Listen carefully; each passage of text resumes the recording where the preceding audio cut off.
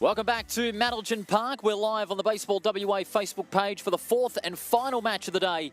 And we're under the lights at Madelgin Park at the Kingsway Sporting Complex for Division 1 Little League Championship action. Thanks to Alcohol Think Again. And we've got ourselves a real barn burner to cap off what has been a great night of baseball action. Division 1, it sees the Coastal Bay Sharks taking on the Carine Cats. And my goodness, wasn't it something else that last game in the B Division Championship final. It's Division 2, where the Firebirds just fell short in what was a thrilling game that went into a second extra inning. And my golly, wasn't it something else?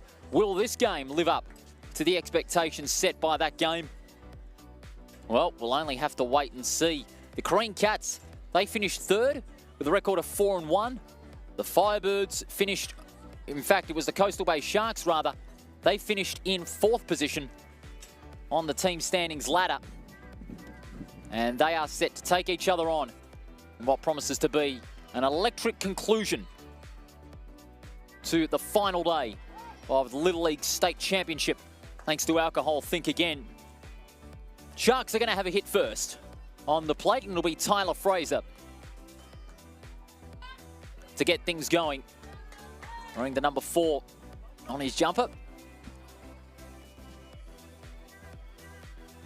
And getting things started, number 11, Zachary Devons, the first on the mound as we get things underway here on Front Row Screen Sport. Madelgin Park under the lights. A cold but good night for baseball. Oh, what a catch! Fraser hits it straight to Devons. Right back at him, and what a terrific catch. Well, that is certainly a way to start off this Division 1 final. Devons just kept his eye on it from the get-go. And one out immediately off the first pitch. Can't ask for a better outing than that. 1 out, 1 pitch. Guy Belair with Paul Persick in the commentary box. Guy providing great insight in the last game, and we look forward to his analysis in this next game. Strike one. What about the start, Zachary Devons? And how sharp his eye was on the ball, Guy, for that return catch on the mount. Incredible. Yeah, obviously only standing 45 feet away, so able to catch a line drive hit. That ball put into play over to second, and able to push for the second out. The Carine looking good, and I think this is a little bit of the difference what we talked about from the Division 2 to Division 1. A little bit of, we'll see a little bit of size difference. These kids will be a little bit bigger than 11 and 12-year-olds. And then the skill difference, I think, again, we should see that step up in level of play. Eli Plummer was the second batter and held out to first base and out. Good throw from Sullivan Williams in that passage, and that brings Reese Woods to the plate, number 23, usually fielding at second base. And that's a good hit along third baseline. And he'll look for a double, and that's what he's going to get. Woods scoring a double, and is he pumped about it, and no wonder. Solid run. And I'm really excited to see that. Really excited to see that straight out of the box again, looking for that double, especially as you have that hit down the line. Coastal Bay Sharks have been an up-and-coming team for the last couple of years. It's made up of Rockingham and Field predominantly. And I believe Secret Harbor is a third team that's added in down there now. And so they've had a good transition of youth coming up through the system, and they've always just been on the cusp. So willing to see if this is the year they finally break through. 2 outs straight away for the Cats. But a double as Byron Mayer is on the plate. Strike one. These Little League Championships, thanks to Alcohol Think Again, great supporters of WA Baseball and WA Sport for that matter. On the mound is Byron Weir. Oh, and just slips over there. But luckily not to swing at that one. Umpire noticing that. And will count it as a ball only. Zachary Devons, fast right arm, very quick. Good change of pace as well. That one going a bit low. And that'll be 2 and 1. 2 outs. Coastal Bay in their first hit out on the mound.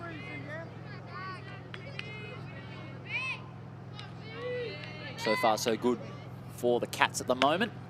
Good hit straight down centre field. Out towards right. And that is going to be the first score. Reese Woods crosses home plate and scores. First run of the night for the Coastal Bay Sharks. And is he happy? Rightfully so. And also a first base hit for Weir. And Tremaine Roberts will be next up. A 1-0 lead for the Coastal Bay Sharks.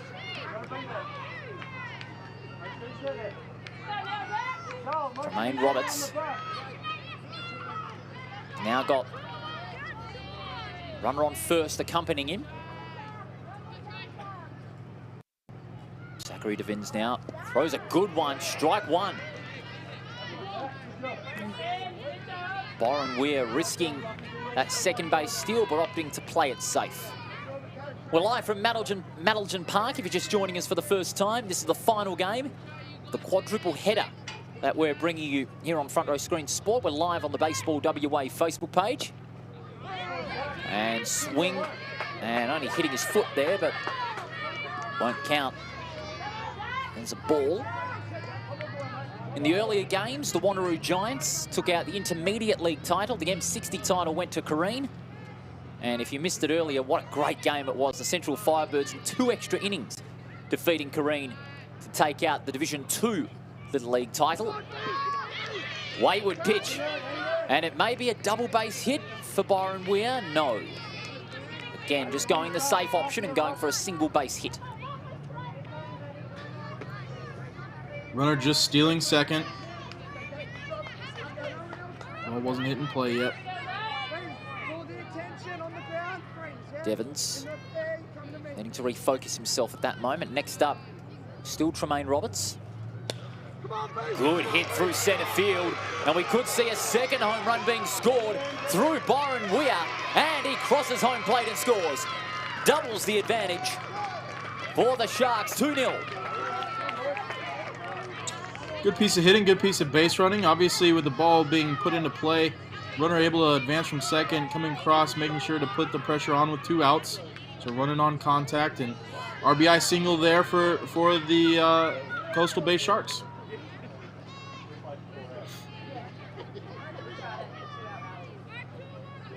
Now next up, Oakley Gruen.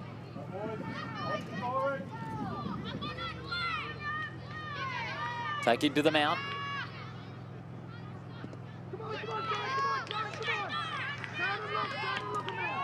And another base hit. And a good hit too towards first baseline. Getting things going their way right now for the Coastal Bay Sharks. Players on first and second. Oakley Gruen, who did not run because of the base steal. Runners on first, runners on second. Oakley Gruen.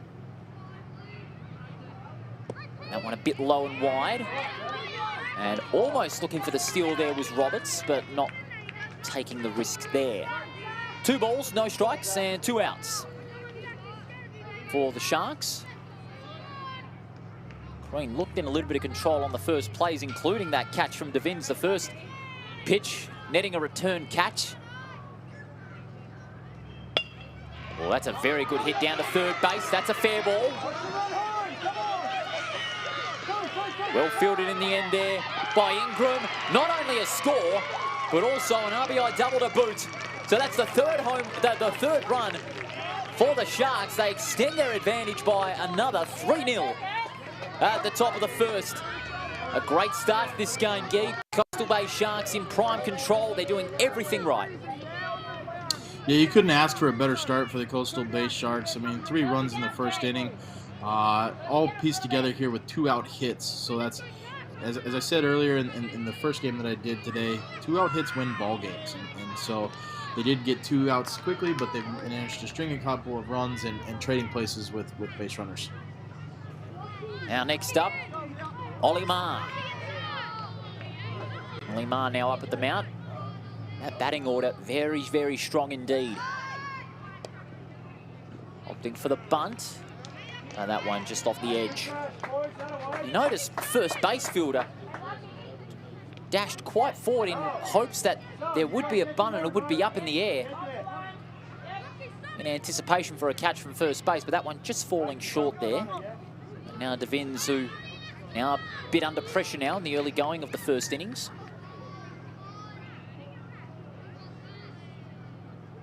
Well, that one high, but there was a swing from Olimar, and it is strike one. 0-1, 2 outs for the Sharks. Devins has pitched well considering the pressure he's been on. They got 2 outs, but as he said, Guy, they just haven't been able to capitalise on that opportunity to sweep it up and get that third out. And only time will tell as Olimar on the mount. And very smart to duck under that one. Very high pitch, plenty of pace, just a little too high there. 1-2 and 2 outs. Lights fully turned on here at Madelgin Park. A couple of the players from the other divisions having a go on the field, and that one has a top edge, and that is over the fence, foul ball. Great atmosphere here at Madelgin Park. Crowd pouring in just by home plate in here. The families, the kids, great to see. All enjoying the matches on this Easter long weekend. Strike 3 is gone. That will count as a strike, but that's a third out anyway. And the Coastal Bay Sharks have their run ended. A great start for the Sharks at the top of the first. They lead at 3-0 here at Madelgin Park. We'll be back with the bottom of the first and the Carine side having a hit for the first time.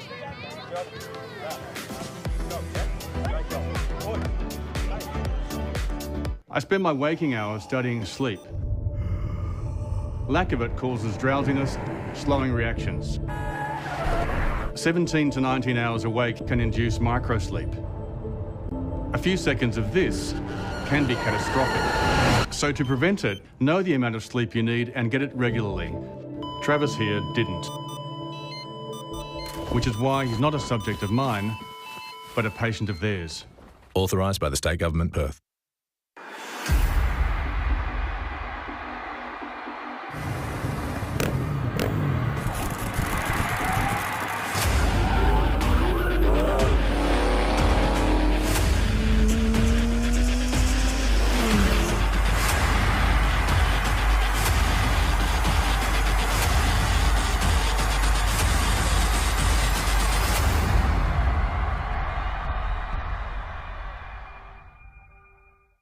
Mum, Dad, I need you to say no.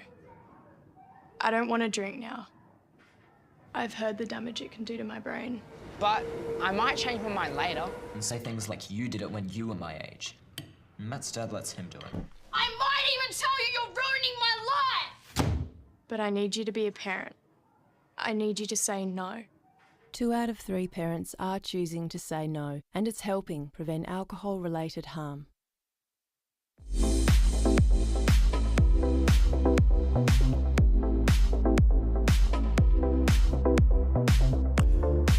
Welcome back to Madelgin Park on the Kingsway Sporting Complex north of Perth. The last game of our quadruple header of Little League Championship baseball action, thanks to Alcohol Think Again. On this Easter Monday, the Coastal Bay Sharks started very well despite losing a first out on the first pitch with a great return catch to Zachary Devins, but since then, runs scored aplenty in that first innings. And it gives the Sharks a 3-0 advantage. As we go to the bottom of the first, the Carine Cats now having a hit for the first time. And pitching is number 26, OJ Jackson. We noticed in some of the earlier games, Guy, that most of them have got a normal overarm action, but as we see here, it's a nice sidearm action too. He's got a lot of power while on the side of his arm there. He's got a nice sideways action there, but he's got good pace, and that's allowed him to, get a couple of more straighter pitches in to inflict strikes. It'll be a little bit different. A lot of times teams don't adjust well to sidearm throws just because you don't see a lot of them. So We'll see how they adjust to him. And that's the first strike. And we'll see a lot of the action should go a lot more right to left versus up to down. Strike one, Jackson, and that one was a high one. And that'll immediately be 1-1. Carnival atmosphere here at Maddleton Park, Kingsway Sporting Complex. They've really turned it on today. Not just for today, but all the 4 days that this Little League Championship weekend has planned. And it certainly lived to its billing. Strike two on Sullivan Williams. First up the batting order. In fact, that's Evan Ingram, I should say. Number 4. In fact, that is the number 1, Sullivan Williams. Williams now facing a dilemma. Gets onto it. Towards shortstop. Throw to first, and that's a wayward one. Does Williams go to second? He has to touch first. He does. Dashes to second and gets a double quite easily indeed. Sullivan Williams getting the Cats back on track now.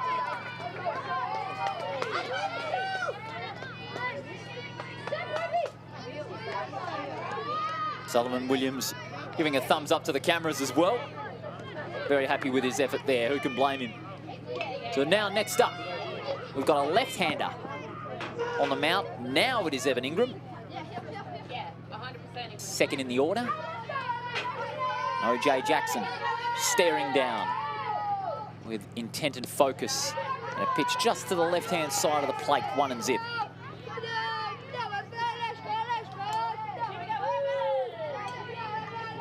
Let us know where you're watching from, anywhere around the state, the nation, or around the world.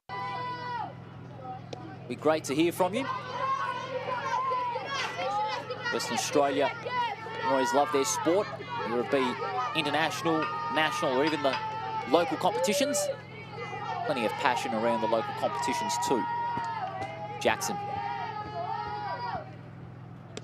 Well, that one's high and a bit wide as well. So that's 3-0. Talk about Gee, this sideways action going from right to left. He's really put a lot in getting that ball to the left of the plate. Just a little bit too much, and he's put a lot of speed onto it as well. He's got a lot of pace, and that'll be the difference. That's where I say sometimes it's better to take a little bit off and know where it's going instead of just throwing, as hard as you possibly can. So, we'll look to see what adjustments he makes, but again, as we saw in the first game, it's really just a feeling out process. You still have 6 innings to work with for both teams. The game's not over with in 1 inning. You're absolutely right. And as we saw in that Division 2 game, it took 8. And that is the 4th ball. That means Ingram will walk it to first base. So there'll be players on first and second. Coming in now, number 5. Ashton Campbell. Next up the order, number 3. On first and second. This is a good situation for Carine. Looking to tie the scores back up after having 3 runs scored against them. A 3-run start inflicted by the Sharks at the top of the first. Still got a good edge over them, although they do have all 3 outs to play with as the Carine side. So they've got the situation in their favour in this case. Wayward pitch, and it's going to be an easy double steal for Williams and Ingram. Ingram on second, Williams on third. Both advancing a base, and a good chance for Williams to cross to the home plate and score.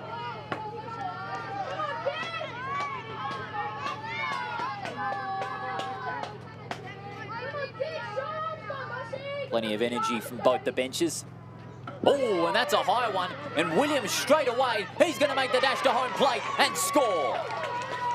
First run for Carine.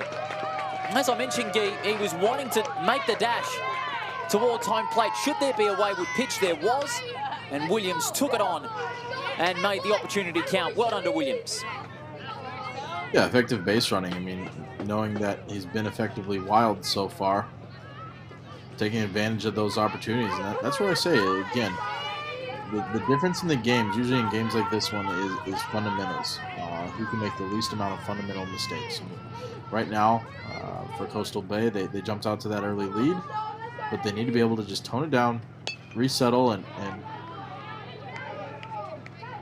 Fly ball towards the home bench, and that is a foul.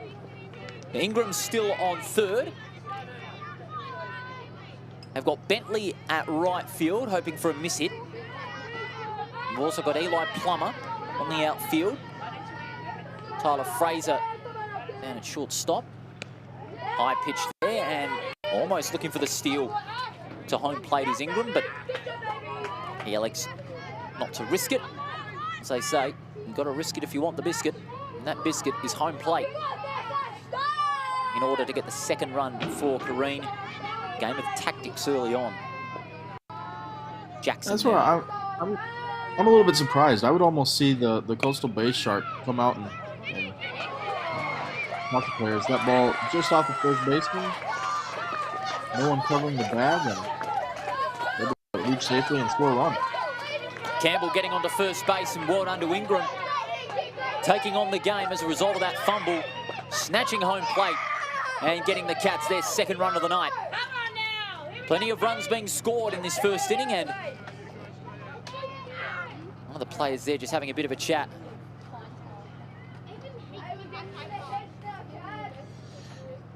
Yeah, and I would have expected to have seen this one batter ago. Just seeing how wild he was from the start, I would have thought the Coastal Bay Shark would, come out, settle the nerves.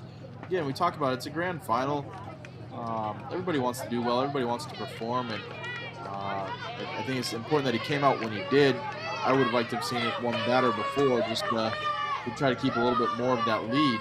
But see how Jackson's able to reset and refocus now. Now next up onto the plate, number 23, Finley Scott.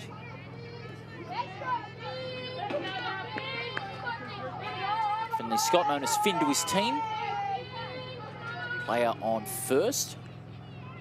And another wayward pitch there. That's going to allow the first baseman to go up to second. Is he going to net himself a double? No, he's not.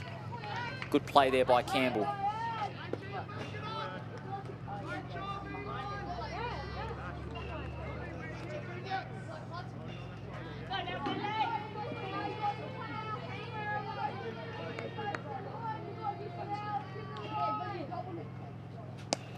Carine have got the Bay Sharks back under pressure, but that's a strike.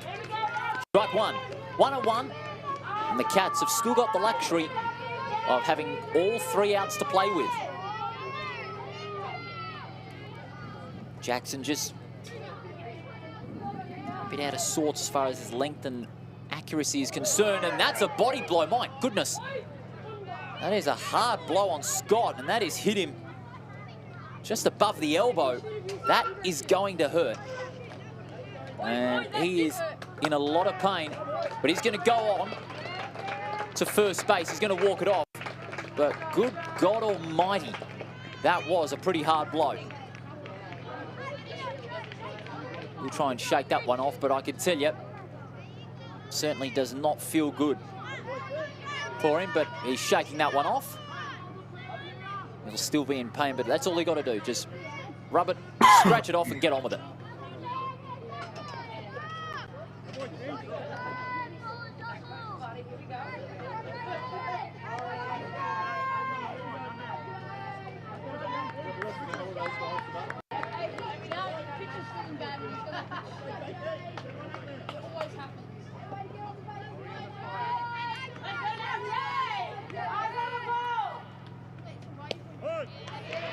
And a good pitch there from Jackson. That is strike one. 0 outs. Still got all those 3 outs to play with Carine. They are in control of the bottom half of this inning. Scott on first, Campbell on second. Ducking out of the way there was Jake Corey, the new player on the mount, known as Bam Bam to his teammates. And that is according to some teammates. Bam Bam, the character from the Flintstones, can you believe? Bam, bam, bam. And Corey letting that one go towards the center of the plate. 2-1, 0 outs.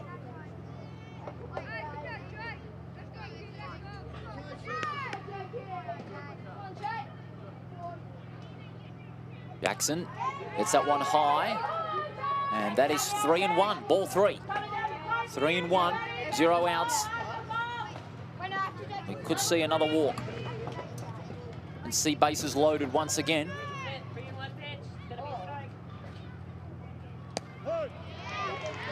Strike 2, that means a full count in effect.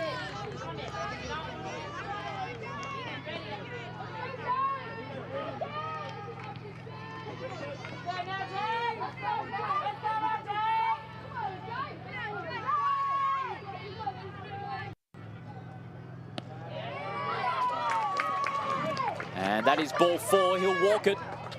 And bases are loaded.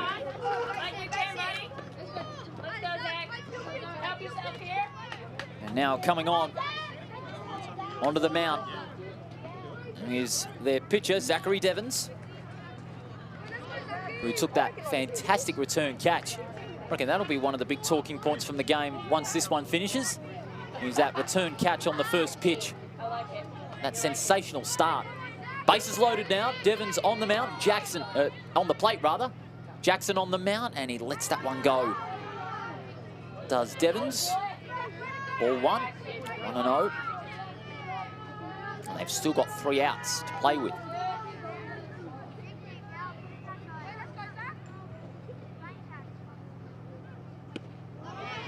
Strike 1. Swing and a miss for him. Almost stealing third.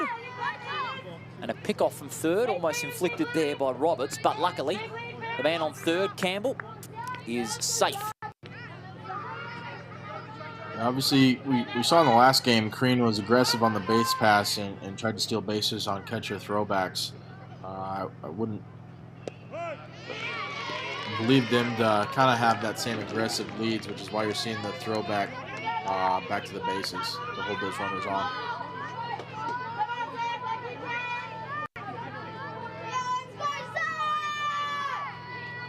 Zachary Devons now facing the challenge. Strike 3, he's out. That's the first out. They needed that one to the Sharks. And Zachary Devons, he's gone. And it'll be number 27. Ball the side.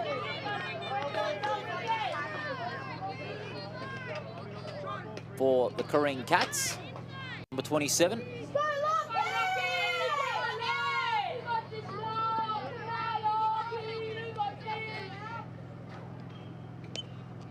And that's a good hit, but just off the edge, foul ball.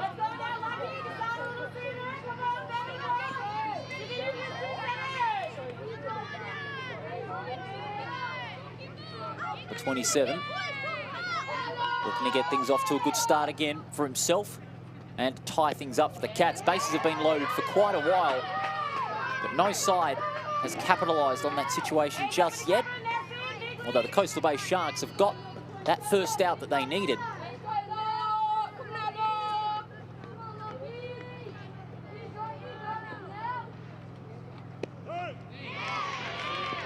Strike 2. Jackson starting to get some better pitches in.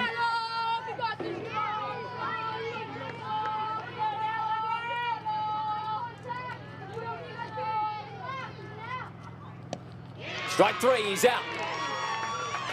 2 outs now for the Cats, and they still have that 1-run deficit. Patterson's gone. Peasley it is. Lachlan Pealsey, he's struck out. And that is another strikeout for Jackson.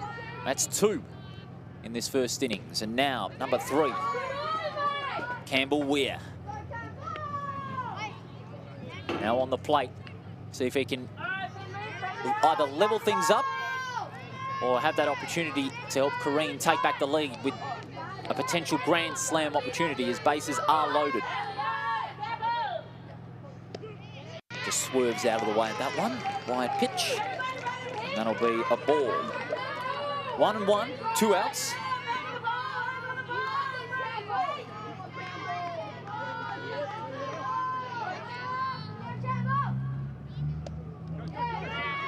Wayward pitch. Here comes a superstar run-up. Campbell strikes and scores for the Cats to level things up. 3-all at the bottom of the first.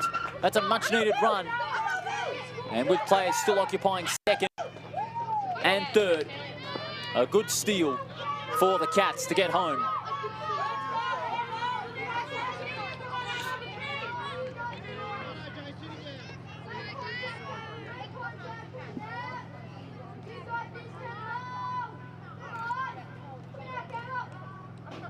Campbell Weir gets a good hit along third base, and that's out. Will the third out count? No, it won't. Look to have tagged the player. No, there wasn't a runner on no, first. There wasn't a runner on first. Play. And that's another run for the Cats. And they've scored 4 in the first inning. 4-3 now. This is where we go back to mental mistakes or the fundamentals part of the game, knowing what you have to do. Runners were second and third. The out had to be made at 1. Now with runners first and second, you can step on any bag. Ball 2-1. 2 outs, almost a steal. Campbell keeping his eye on second base. Player on second.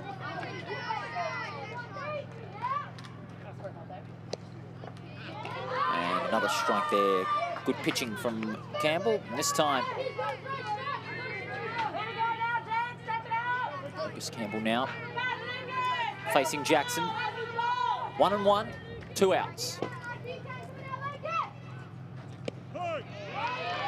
Nice straight pitch. Strike 2. Starting to get his accuracy to get to Jackson in the last few. Campbell Weir. And Jake Corey on base. First and second occupied. Strike 3. And Campbell gets another strikeout to his name. That's the end of the first. A run fest in the first innings with Carine Cats holding the advantage over Coastal Bay Sharks. 4-3 here at Madalton Park. The second innings to come right after this.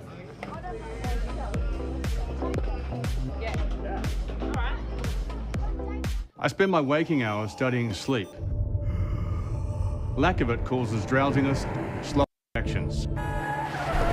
17 to 19 hours awake can induce microsleep.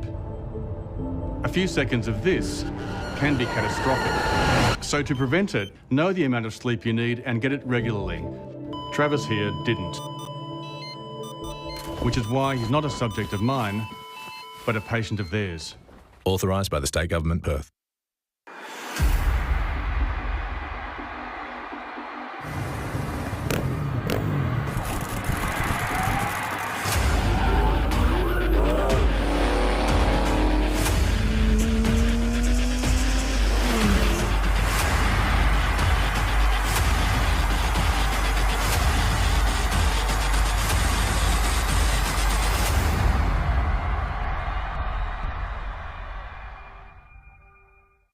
Mum, Dad, I need you to say no. I don't want to drink now. I've heard the damage it can do to my brain. But I might change my mind later. And say things like you did it when you were my age. Matt's dad lets him do it. I might even tell you you're ruining my life! But I need you to be a parent. I need you to say no. 2 out of 3 parents are choosing to say no, and it's helping prevent alcohol-related harm.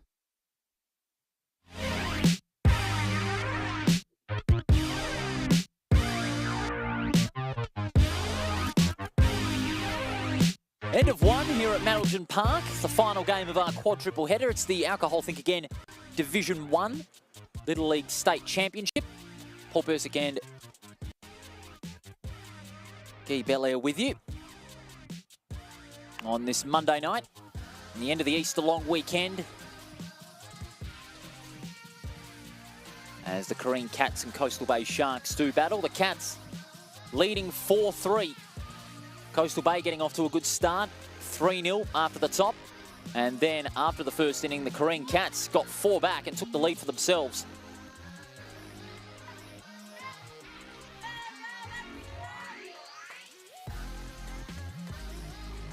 And Guy, it's a real run fest out there. It belonged to the batters. plenty of runs being scored, and that's what we like to see in any level of baseball. But it also adds to how good the game has been so far. Well, you know, if you're a pitcher, you don't like to see runs scored at all. So in terms of excitement for the game, I think all the fans are happy. The fact that it's still a close game, I think that's what keeps people on the edge of their seats. You know, I sometimes like those pitchers' duels that are 1-0, but at the younger level, the big thing that we want to see the kids swing the bats, which we have. You know, unfortunately for Campbell a little bit there in that first inning, ball got away from him and he wasn't able to find a strike zone. So we'll see if he's able to settle down and you know, find his way into the game. He's able to end it there with strikeouts. So that was a good thing to get out of that inning. And from the perspective, I thought the Coastal Bay Sharks hit well in the first, and we'll see if they're able to continue that here in the second. And on the plate is Braxton Bentley. Start the second innings off, 1-2. With Devons on the mount pitching. That was a high one indeed. Got plenty of height on that one. Good change of pace too. But that is, of course, a ball. 2-2. With 2 outs. With no outs, rather. Swing and a miss. Strike 3. But a wayward pitch means nothing now. That's the first out anyway. And yeah, so we do away. start the inning off with a strikeout and the 2-3 force out. So pretty good play and again knowledge to make sure and follow that up with the ball being in the dirt to get the force out just on the safe side. It's all about making those crucial plays in the game. We saw that in the Division 2 game a little earlier. If you make your plays at the right time, you know, your chances of winning are ever more likely.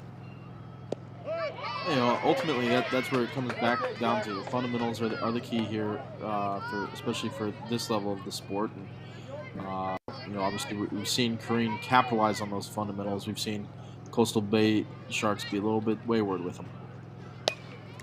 That's a good hit from Jackson. Got plenty of power on it. Out towards centre field. Jackson, is he going to go to second? No, he's not. Changing his mind, playing it safe, and nets himself a single base hit. So far, whenever you're a pitcher, if you can help your own cause, that's always an added bonus. So I think, and I think with the rough inning that he had, that's a good mental comeback is to be able to strike that ball well, and obviously with the single to right center. Now see if he's able to take advantage of the base paths. 1 out. Cats lead at 4-3. Devon's on the mound. If you're just joining us for the first time, this is the last game of our quadruple header that we're bringing to you. Division 1 Little League Championship, thanks to Alcohol Think Again. And on the plate is Tyler Fraser. Got plenty of it. Centre field completely missing it. Jackson on to second. Will he go to third? Yes, he will. He's going for it. And he gets it. Double for Jackson. A job well done. Fraser getting plenty of power behind it. And he's very happy with that effort, and so is Jackson. Double for him. And, of course, Tyler Fraser making his way to first base, with Eli Plummer set to take to the plate next. This is where we talk about those fundamentals. Coastal Bay just being a little bit nervous. You know, obviously, first time in a grand final.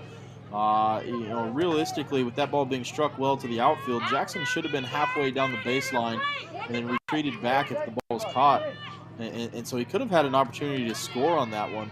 As a result, he was a little late getting to second and hesitated going to third. Still did make it in time, but you know, could have potentially scored if he'd done the base running correctly. There's a bunt. Great bunt. Campbell Great not bunt. risking going from third to the home plate, and that's allowed a first base hit again for Tyler Fraser. That is a superb job there. And that's left Coastal Bay in a perfect situation again. Bases loaded. They've only got 1 out. And the count resets. Best part about that was, you know, it was a great bunt with runners first and third.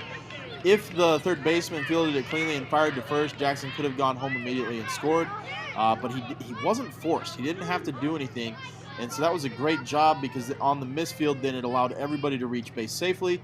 Now Coastal Bay, again, able to attack things and see where they stand. Guy Belair with special insight.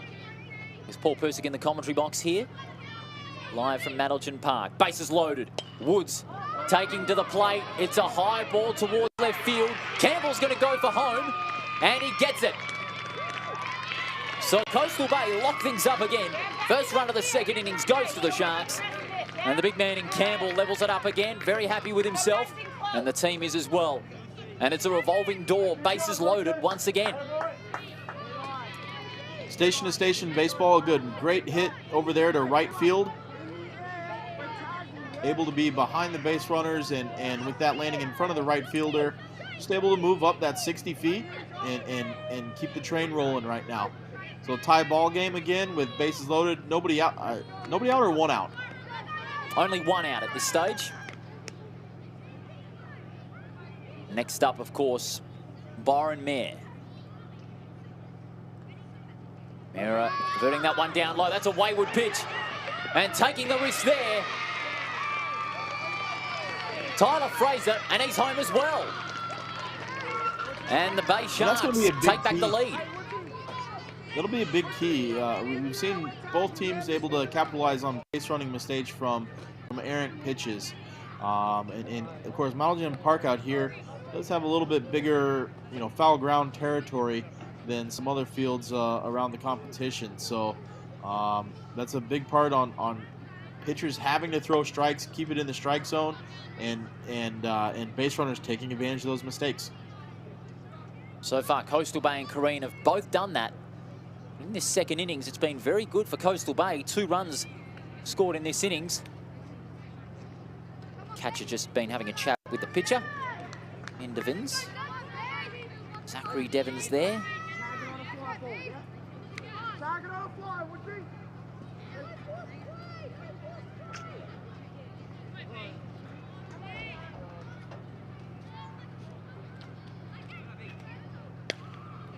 That's a high ball towards third, and right in front of the commentary box there. Got a foul ball, almost hitting the mic. The effects mic here. He was maybe hitting for an FRS bonus, maybe. I don't know. But now, Byron Mayer, still on the plate. That one's another high ball. This time it's in line, so that's a fair ball. And the run fest continues for the Sharks. 1's home, 2's home. And that is 2 more runs added, 7-4. The advantage, 4 runs scored in this second innings. The Bay Sharks are lapping it up at the moment. That's one thing. Coastal Bay has come out, been really effective and really actively progressive in swinging the bats and fully taking advantage.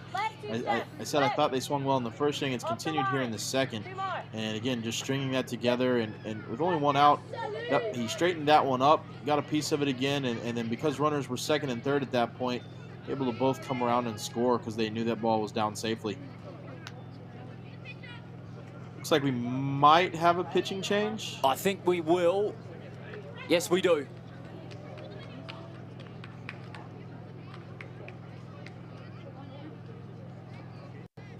Yes, we do. Got a new pitcher. We'll talk about that. I mean, that's the one kind of thing I don't. When you talk about at the age group that these guys are, you can only do what you can control. And I still thought he did I thought Devons did a great job of throwing strikes. All right, just because balls are hit and put in play, he did his job. All right, at the end of the day, he's throwing strikes. We saw Campbell on the other end be effectively wild somewhat. It took him a long time to kind of find his rhythm, find his zone. We'll see if that continues into the second inning, but Devons did a great job. Just the unfortunate part, fielders weren't necessarily in the right spots to be able to make plays for him. And Coastal Bay was able to kind of find the gaps, find the holes in the defense, and take advantage of it. So even though he's being pulled here with 7 runs given up and a runner on second, he didn't do a bad job. No, you're absolutely right. He threw strikes, and yeah, balls were being hit, runs were being scored. So I find it a bit of a risk to, pull your first string pitcher early and bring in a second one in. This is Sullivan Williams, who's now going to be the new pitcher for the Cats. So early decision there. We'll have to wait and see how it pans out. Will it be a calculated call? Who knows? It can only go one way or the other. Well, I don't think it's so much a risk here per se. I mean, at the end of the day, if you have to do something to change things up because you can't continue to just let runs cross the plate.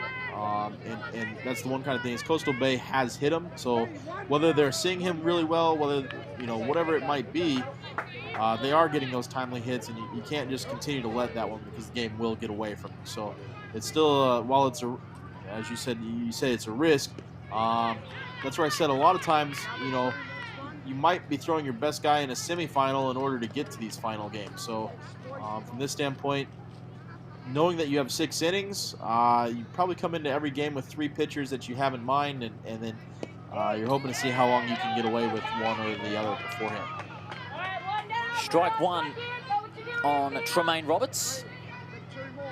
Byron Mayer is on second. And Sullivan Williams, the new pitcher, has just fired off a good strike. And that one just edged over the top there of the catcher. Foul. And strike 2. Outfield anticipation. Coach is making the call on the outfield. You know, and that's where it comes back to. It's all strategy. And so some coaches will come in, they'll throw their best guy first. Foul ball off the foot there. They'll throw their best guy first, but the one kind of thing is if he dominates for 4 innings and then your second guy comes in and could easily give up all the work that was done. So some coaches like to take a risk, take a chance on somebody to open the game, get me as far as you can. Base hit there or foul ball there down the right field line. Some coaches will take a chance on a pitcher, go in, get me as far as you can, and then we can turn it over to somebody that can dominate the rest of the way. So we'll see what happens for both squads. Hit towards second base, fumble, and single base hits for Roberts and Mayer. And players occupying first and third now, and a big chance for the Coastal Bay Sharks to further their advantage. That stands at present 7-4.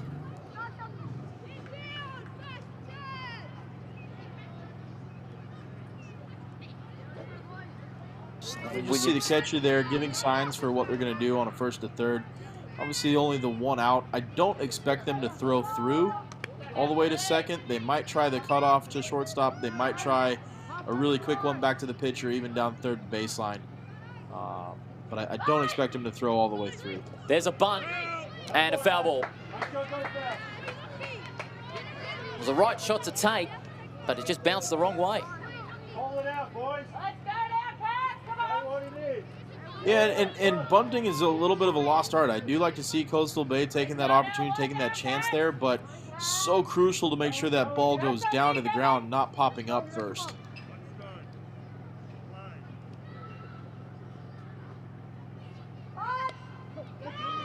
And a quick bunt towards first base, and safe. Another home run for the Bay Sharks. How about that? Isn't he pumped up? Byron Mayer.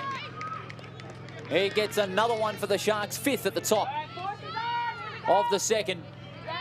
Remember, under Little League. And that was absolutely a great bunt. Very effective, putting it down the first baseline. Interesting to see him go home instead of taking the out at second or 1. I thought he was in position to field. Based on that camera angle, I wasn't able to see how the catcher was set up, whether he got in under it safely or not. But a lot of times when you're giving it out, take that easy one. Now, they're trying to limit the damage a little bit too, but it's a risky play that they don't get the risk reward out of. Williams now looking to fire another one in. Could they get another score? And it's another single base hit. No, it's a foul ball. Foul ball. Bit of a late call there, but That's all right, Evan, good boy.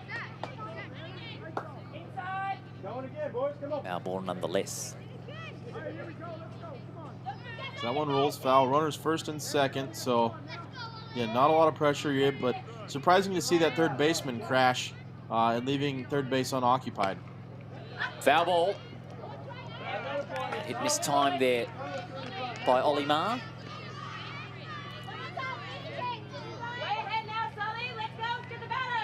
Hey, stay back, he's not bunting.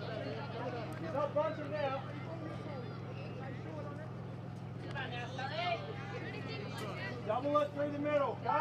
Williams now not losing his focus at the moment. He's had some good pitches, but there have been a lot of balls hit. Strike three, he's out.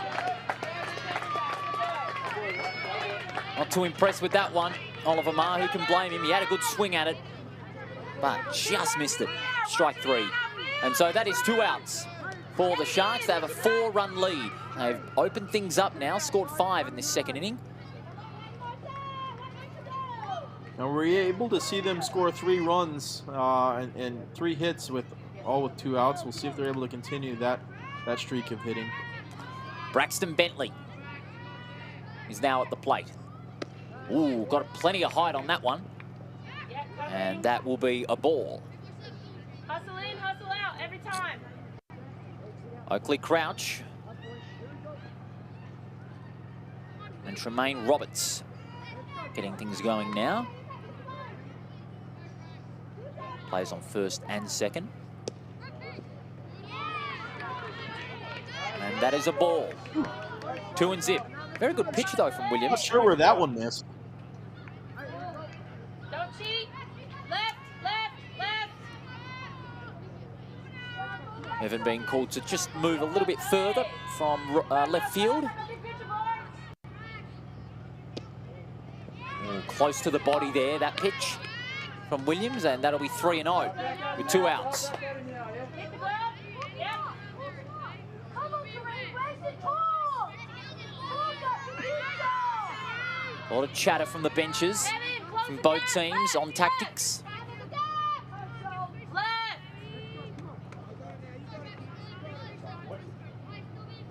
How is Brock going to approach this? How is Braxton Bentley going to approach it? Ooh, fake out there. Trying to pick off one of the bases here. Getting very tactical indeed. Dishes it out.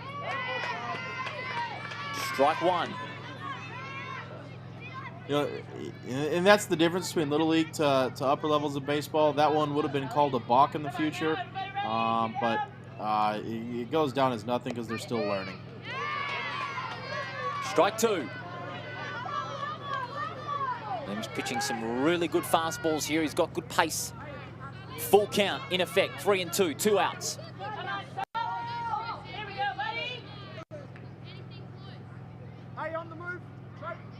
Come on, And that's a wayward pitch off the glove. Bases will be loaded here. And Bentley gets a single base hit, so bases loaded again for the Sharks. Looking to extend the advantage even further. 8-4 at the top of the second. Yeah, it still goes down as a strikeout there, so no hit, but he is able to reach base, so he obviously he gets a on-base percentage, but it still goes down with a strikeout on that one. Gotta love when that book can show 4 outs in 1 inning. Yes, it is indeed. And now, Oliver Jackson, one of the tallest players in the Division 1 side. He's got good power with the bat, and this will be his 2nd hit of this inning. And that is a ball just close to the body there. Just past 7 o'clock here in Perth. Lights are on. It's a good atmosphere here at Madelgem Park. Kingsway Sporting Complex really turned it on today. Strike one.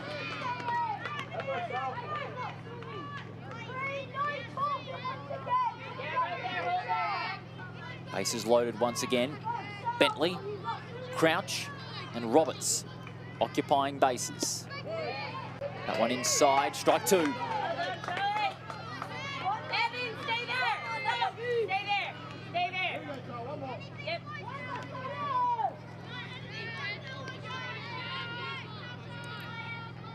Can Williams do in this pitch? And that one just the top edge. And that one just bouncing off the fence and going back onto the field. 8-4 if you're just joining us for the first time. Madelgem Park is the place. Final day of the Alcohol Think Again Little League State Championships. We've had 3 great games so far. This is the 4th and final game of the day. Right in the middle there, but just to the right. And that is a ball, 2-2 with 2 outs.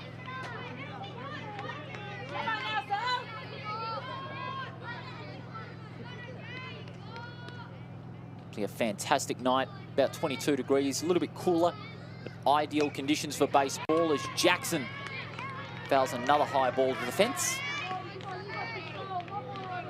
This will be a good battle. We'll see if Jackson's able to do his part and really kind of break this game open, and give him that peace of mind to come back to work in the bottom half of the inning.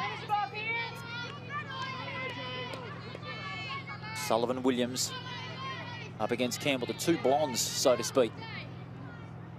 Battling it out. Inside, strike 3, he's gone. So that's 3 outs for the Sharks. Into the top of the second, 5 runs scored, the Sharks lead at 8-4. And the Cats, can they respond? They had a big flurry of runs in the first, can they repeat it in the second? We'll come back to Middleton Park and find out.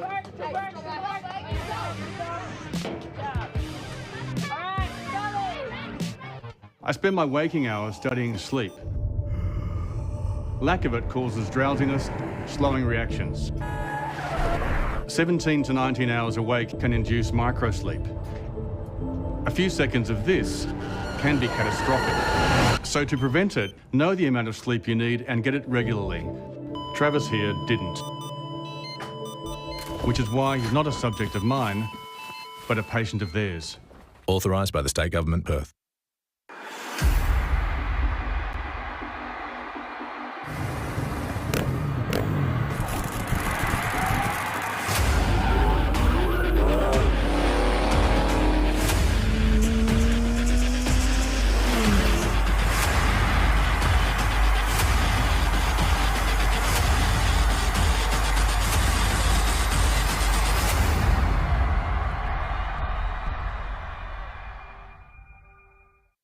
Mum, Dad, I need you to say no. I don't want to drink now. I've heard the damage it can do to my brain. But I might change my mind later. And say things like you did it when you were my age. Matt's dad lets him do it. I might even tell you you're ruining my life! But I need you to be a parent. I need you to say no. 2 out of 3 parents are choosing to say no, and it's helping prevent alcohol-related harm.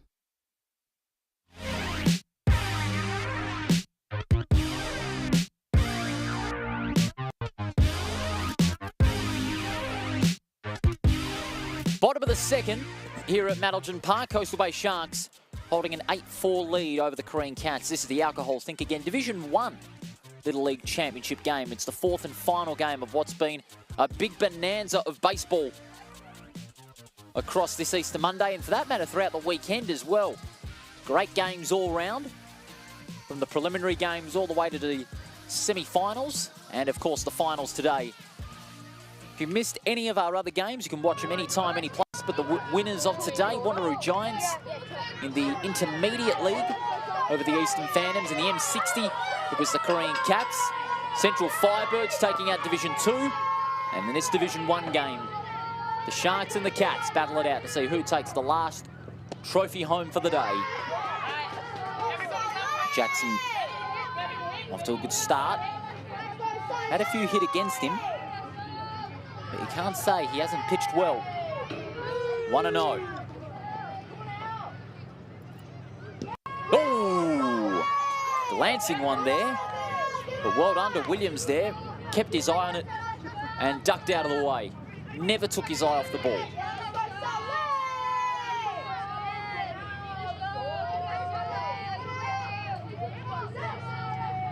Make no mistake about it. Williams moving out of the way again. Got good presence of mind. 3-0.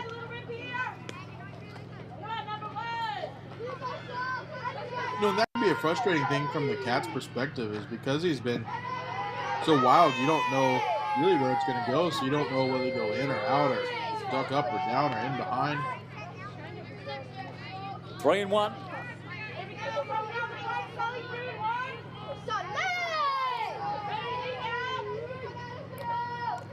Jackson, and that's a swing, strike 2.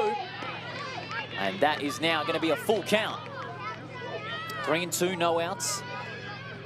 8-4 is the lead. Jackson and Williams staring each other down.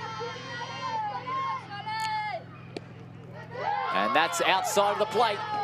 And Williams is walking. On to first base now. The Cats fill that one. And getting things going once again for the Cats is number 4, Evan Ingram. Jackson feeling the pressure at the moment.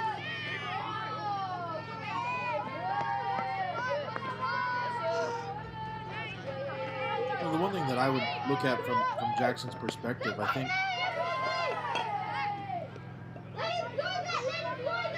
I don't think he's has the same kind of follow-through motion each time. I've noticed that his foot, when you talk about pitchers still want to step to their catcher, step through on that delivery, I think his lead foot is a little bit off in terms of, I've seen it go to the left, I've seen it down the middle, and his front foot, his toe points to the catcher sometimes he's left that foot flat. So I think the hesitancy in his delivery is adding a little bit to ineffectiveness of his pitches being consistent. We tempted Ingram to swing at that one. That is strike 1. 2-1. No outs at this stage. Get in there. If you see a strike, go hit it. Don't get sucked into that. And on first base there, Williams. Encouraging Ingram. And almost going for a swing there, but backed out of it.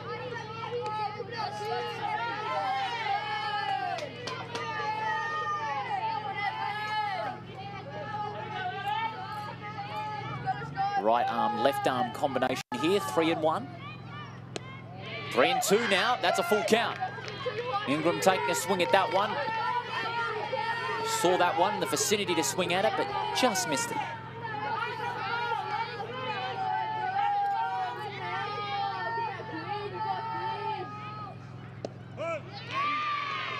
Strike 3, he's gone. So that's 1 out. Great pitching there by Jackson and Gee. He's been very accurate, very consistent, and he's got a couple of strikeouts to his name. And that's just reward for his good work so far.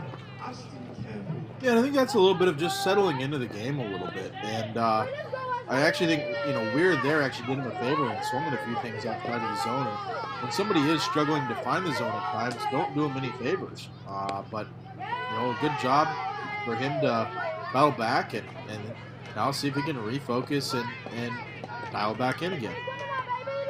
8-4 at the bottom of the second. 1 out. Players on first, Sullivan Williams. But now we've got number 5 in Ashton Campbell. Good hit towards shortstop. Out on second.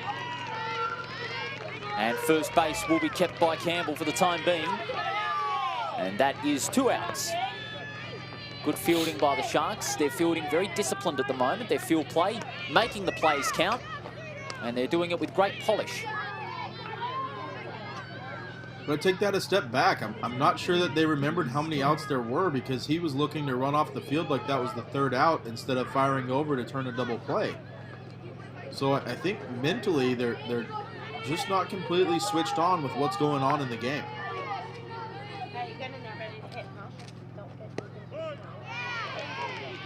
Strike 1. 2 outs. With the new man on the plate. Number 23.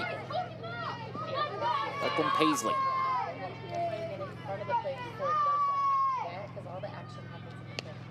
Peasley top edges that one. That's a skyer. And over the fence again.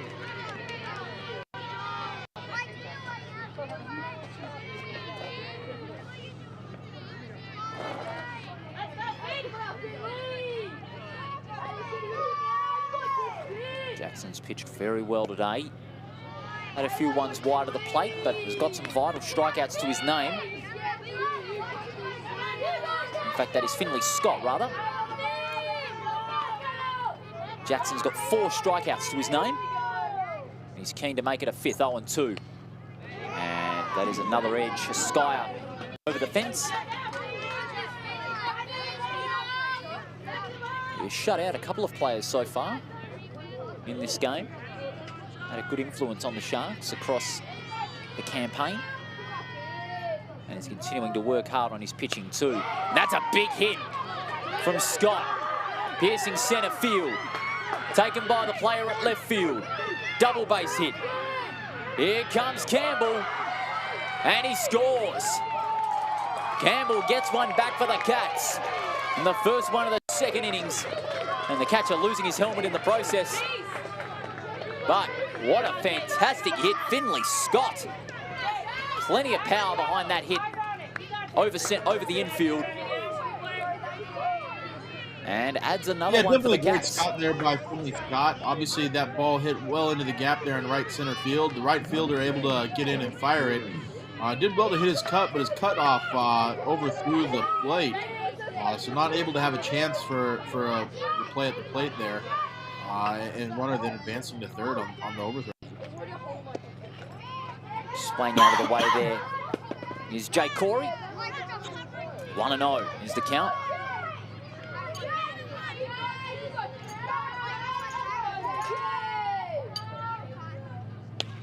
Good hit. Pass shortstop. Right field takes it, throws to first. And Finley Scott crosses home plate and scores. That's another run added to the Cats' tally. 2 in the second inning to the 5 the Sharks scored. And it is now 8-6, a 2-run game. A good job back and forth battle between the Cats and the Sharks right here, and the Cats doing their part, not to hang their head and come back and get scratch and claw and get across. Another great hit here out to left field. Fair ball.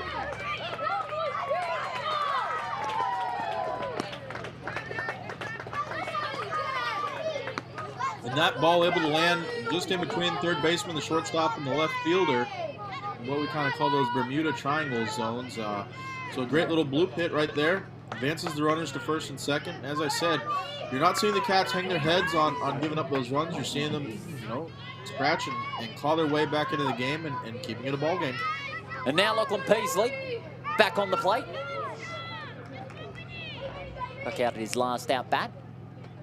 Jackson with a good pitch, straight down the middle. Strike one. 6-8, a real run fest in this game. It was in the last one. 12-11 when the Central Firebirds defeated the Cats in the Division 2 title. Strike two. Great pitching here by Jackson. He's been impressive so far. I'd have to say he's one of my players of the game. He's been accurate, consistent, hasn't lost his focus early on despite having many balls hit. Jackson looking to go with another one. He's got another one hit. And will that be a foul? And it is. Foul balls, 0-2 with 2 outs.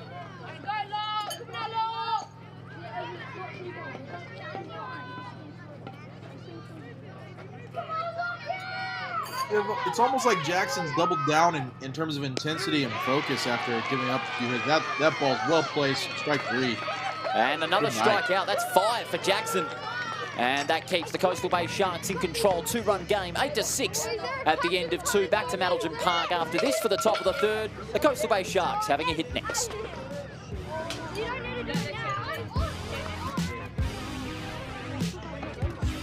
I spend my waking hours studying sleep.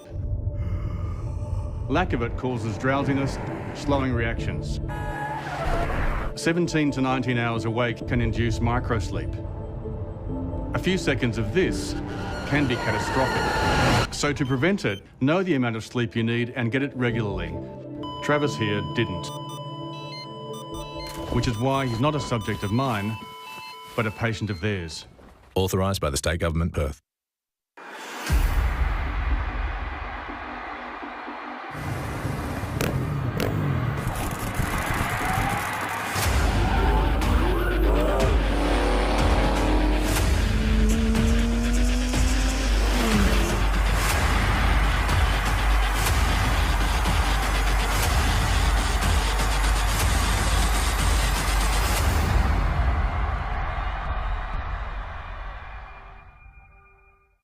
Mum, Dad, I need you to say no.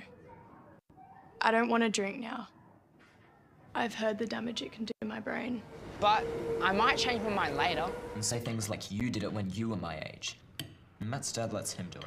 I might even tell you you're ruining my life! But I need you to be a parent. I need you to say no. 2 out of 3 parents are choosing to say no, and it's helping prevent alcohol-related harm.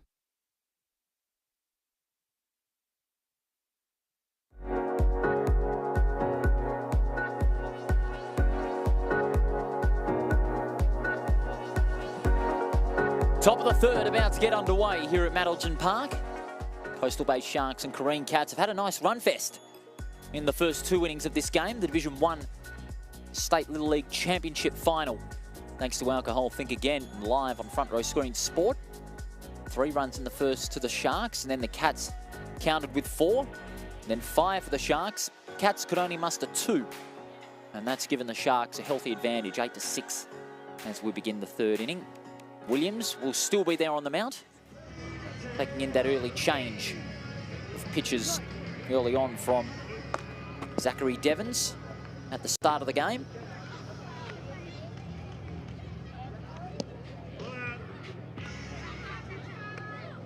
Plenty of good hitting as well on the plate.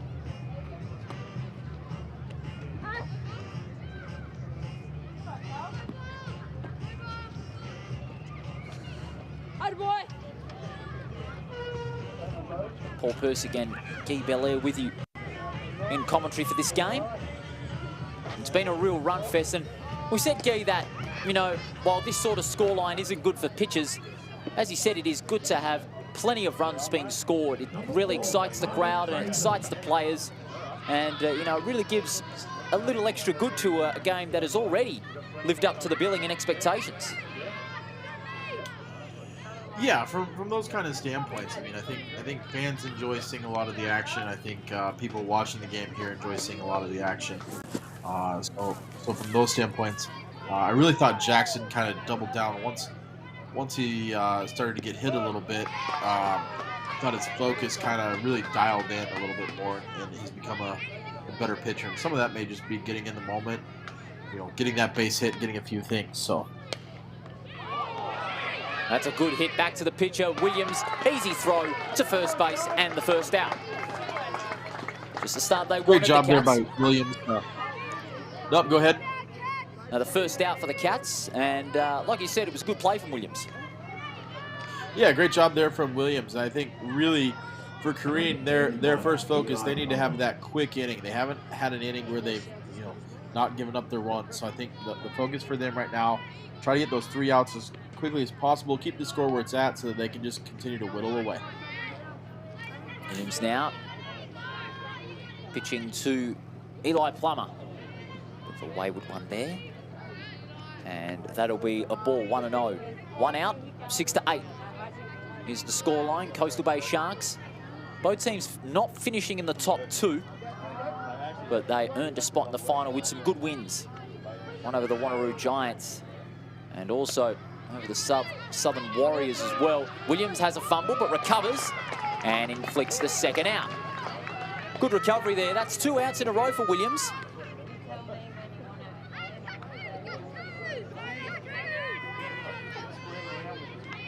You know, I think it's a bit refreshing too, seeing some different teams in these grand finals. I think, you know, the Wanneroo Giants are their own, I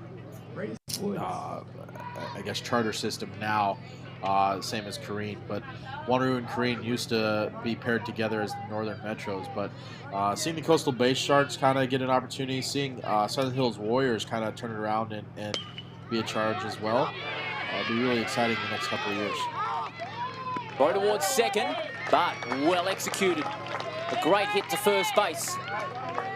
And first base will be occupied. Reese Woods, next man on the mount. Yeah, good single through that 5.5 hole, just out of the range of a diving shortstop and third baseman, off into left field. So, Number 6, Byron Meyer. Byron as Meyer. we said, as I've said, Coastal Bay has hit well in every inning, and they've done a lot of damage with 2 outs. We'll see if they're able to continue that trend. Williams. Oh, pretty high there. And Meyer able to duck out of that one.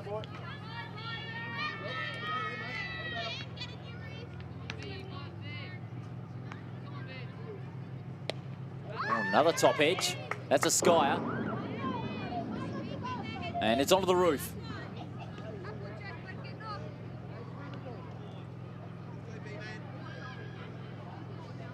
I'm just going along with it.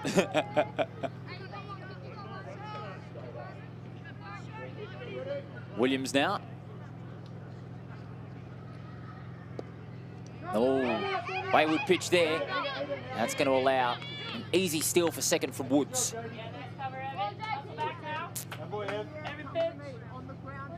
About a Gee, they're continuing to occupy the bases. They're going along with these base steals, and it's putting a little bit more pressure on the Cats.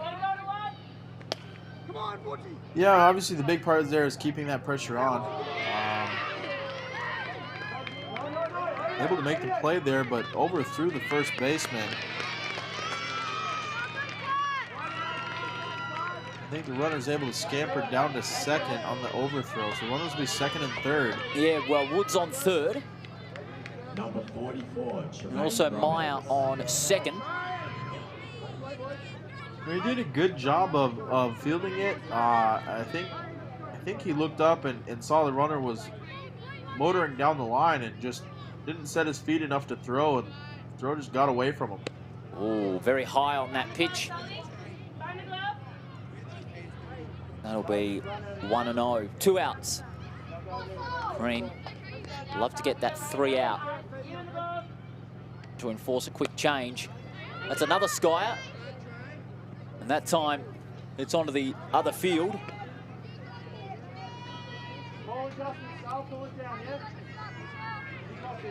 Williams, what I suggest he would do is getting a couple of quick ones in, maybe good change of pace, fire the odd slow one in, and really force the player in question, Roberts, to have a swing and tempt him.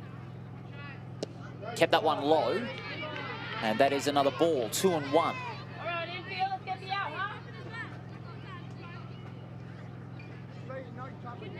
Sullivan Williams. Early change to be thrust into the mount. Again low, and that's a third ball, 3-1.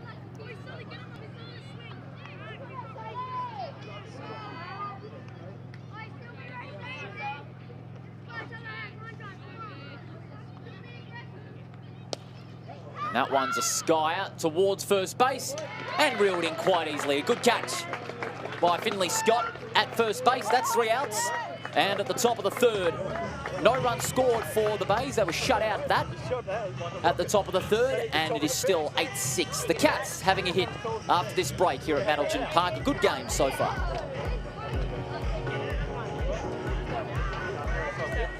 I spend my waking hours studying sleep. Lack of it causes drowsiness, slowing reactions. 17 to 19 hours awake can induce microsleep. A few seconds of this can be catastrophic. So to prevent it, know the amount of sleep you need and get it regularly. Travis here didn't. Which is why he's not a subject of mine, but a patient of theirs. Authorised by the State Government, Perth.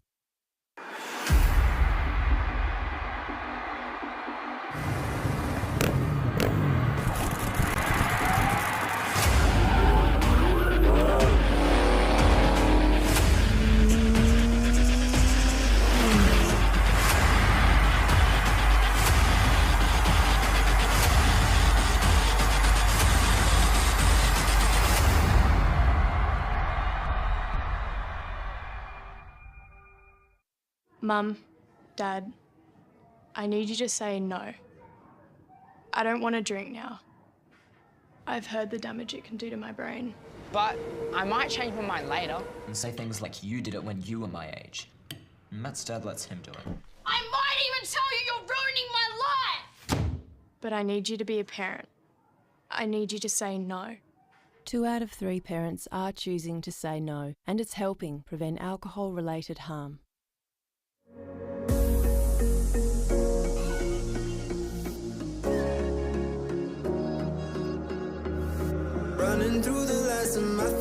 Welcome back to Maddleton Park. We're at the bottom of the third. 8-6 is the scoreline, and the Coastal Bay Sharks still got a good lead despite being shut out of runs in that third innings.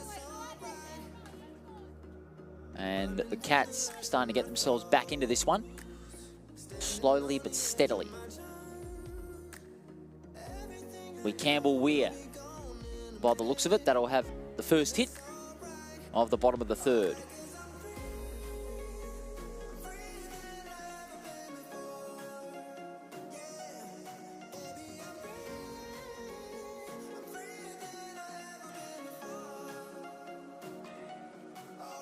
Jackson going to remain on the mount. He's had a good game.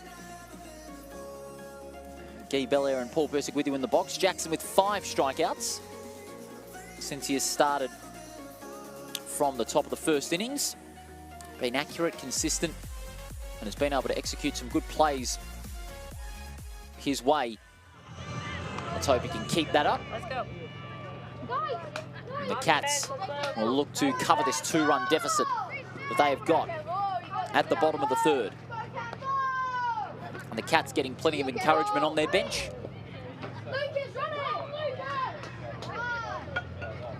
And it will be Campbell Weir, number 3, taking to the plate.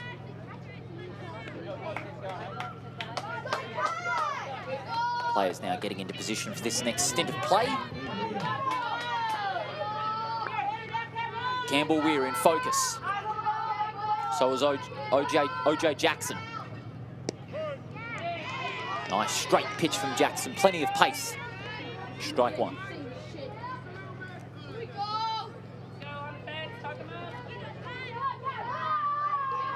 OJ Jackson with the first strike. Can he fire off another one? Not this time. He goes a bit wide to the left of the plate.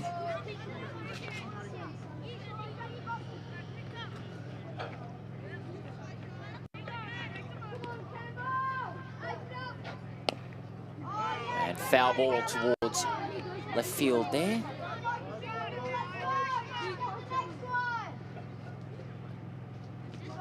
What about it, Guy? Jackson's pitching. Would you nominate him as player of the game with the way he's gone so far?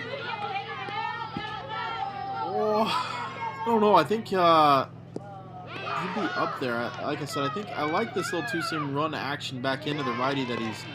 We didn't see that at all in the first inning, but we've seen it a lot more effectively in the second. When he kind of lets his 4-seamer run out and away, it just continues to run out and away. But little 2-seamer runs back in. I think he's using that one effectively. Let us know where you're watching from. Who's been the player of the game so far? Baseball WA Facebook page. Live thanks to FRS Sport and, of course, Alcohol Think Again. Aiden George, number 33, is next up. And another left-hander. So a right-hand, left-hand combo on the field. Strike. Strike 1. Very good pitch. Fastball back into the batter. Got some good space too, Jackson.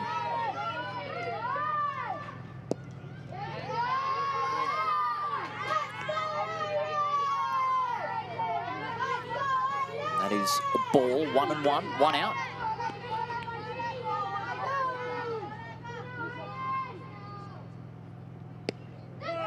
Strike 2.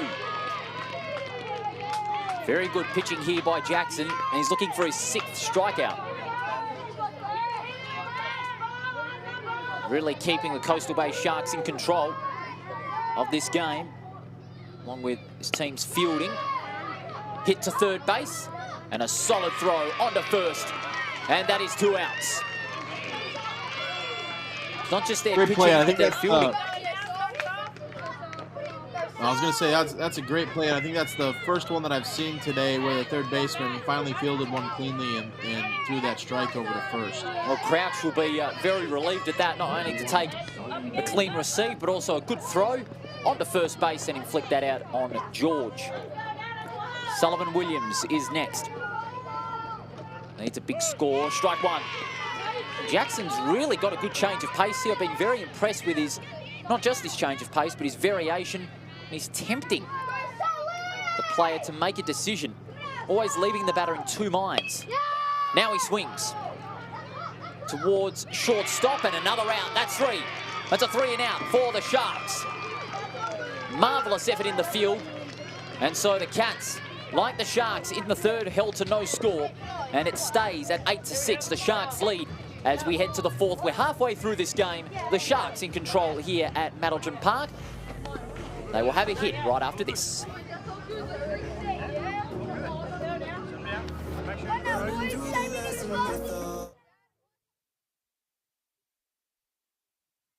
Mum, Dad, I need you to say no. I don't want to drink now. I've heard the damage it can do to my brain. But I might change my mind later. And say things like you did it when you were my age. Matt's dad lets him do it. I might even tell you you're ruining my life! But I need you to be a parent. I need you to say no. 2 out of 3 parents are choosing to say no, and it's helping prevent alcohol-related harm. I spend my waking hours studying sleep. Lack of it causes drowsiness, slowing reactions. 17 to 19 hours awake can induce microsleep. A few seconds of this can be catastrophic. So to prevent it, know the amount of sleep you need and get it regularly. Travis here didn't. Which is why he's not a subject of mine, but a patient of theirs. Authorised by the State Government, Perth.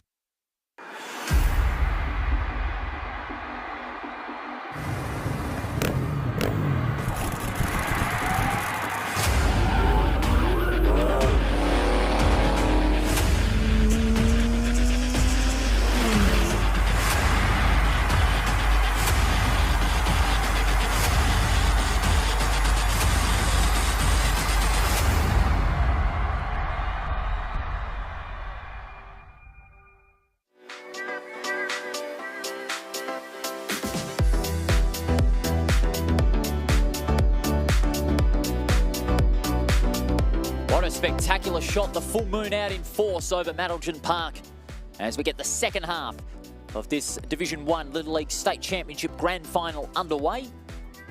It's all thanks to Alcohol Think Again. 8-6, the Coastal Bay Sharks lead. And they've got things going their way right now as Oakley Crouch takes to the plate to start things off. 8-6, both sides being shut out of runs in the third inning. And that's a good swing from Crouch through the gap in the infield. And will he go for a double base hit? He will not. He will keep it safe. But that was a very good hit. Oakley Crouch. Plenty of power behind it, over the infield. And finding an opportunity to make it a single hit.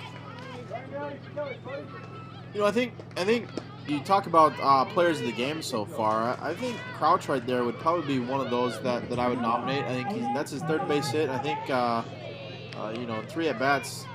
Three good hits each time. Yeah, I'm with you on that one. I'd put him amongst the 4 or 5 best players so far in this game. Strike one for Williams. Of course, he's up against Ollie Marr.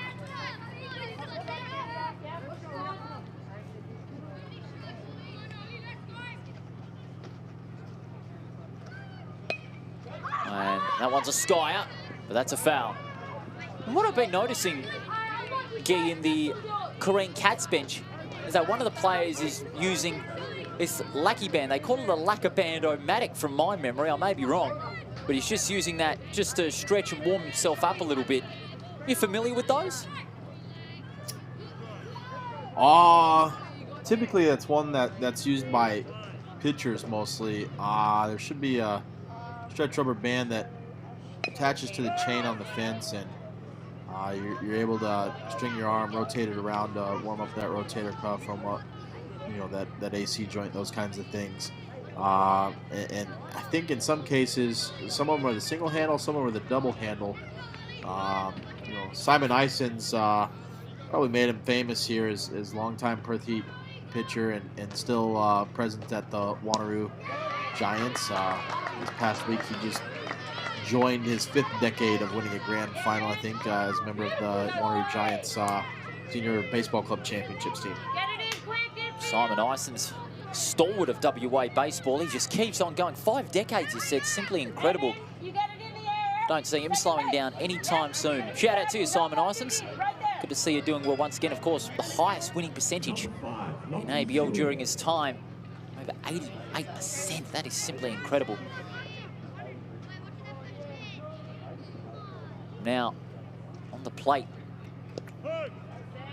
Brian Meyer, after that single base hit, players on first only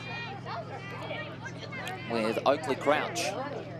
Third base hit, as you said, Guy.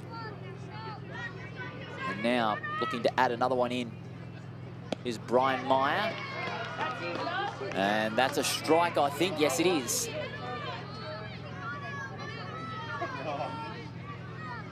Strike 2.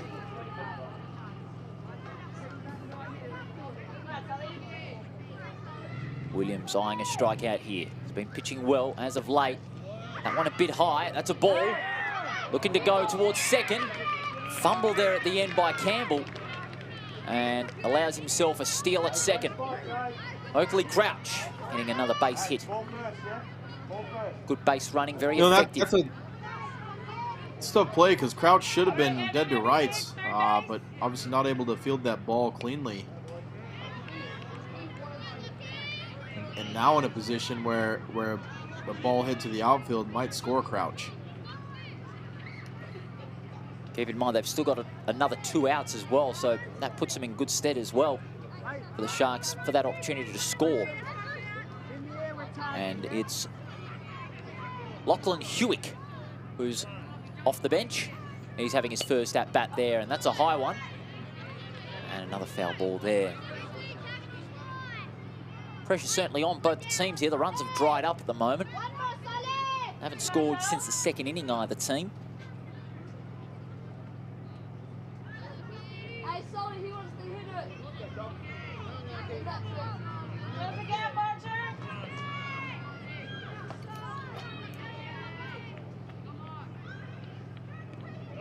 Just ducking out of the way there. And that was a hit on the body. And as a result, Hewick has a right to walk. And so players now on first and second. Hewick on first, Crouch on second for the Sharks. I think the key to this inning, if Carine's able to get out of here without giving up another run, and then try to just chip away, get that 1 or 2 runs, I think that'll be huge. But Coastal Bay probably has an opportunity that if they're able to get that 2 or 3 run inning, that that might start putting the game out of reach for Carine to battle back. I know you still talk about it, but all of a sudden less time, less outs available, those kinds of things start to creep in. Letting that one go is Oliver Jackson, the new man at the plate.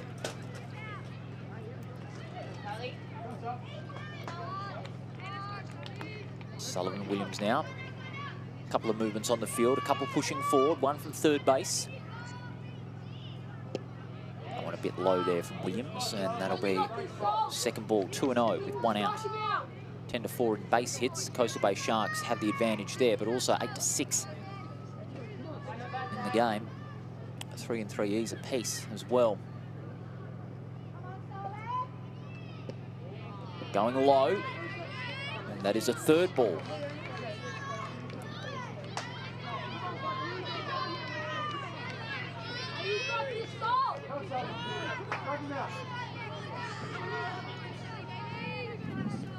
Breeze starting to pick up here. It's blowing from the western end of the ground. That's a strike. Strike 1, 3-1 on the count.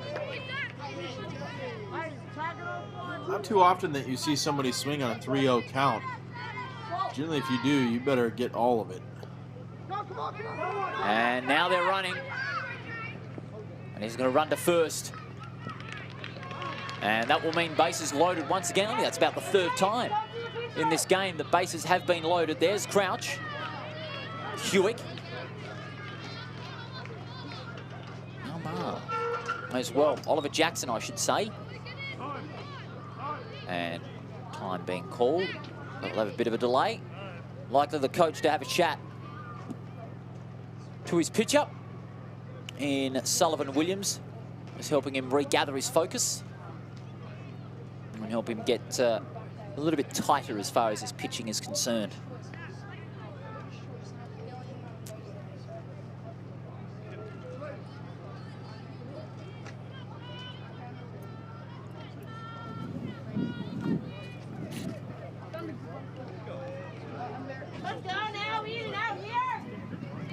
the western end of the ground.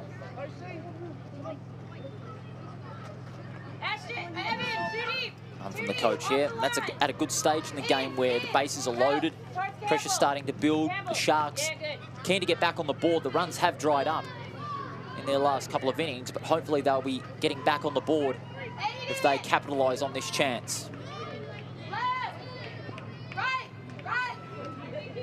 And it looks like Crouch has gone off.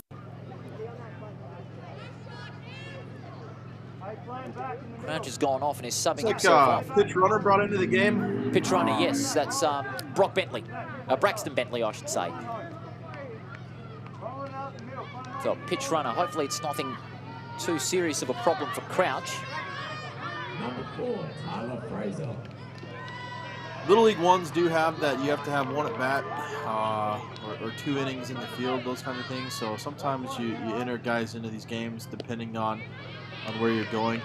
Again, knowing that you have to make some different changes, you might bring him into this situation, and knowing that he might get around getting that bat later in that inning. That also plays a big part into it.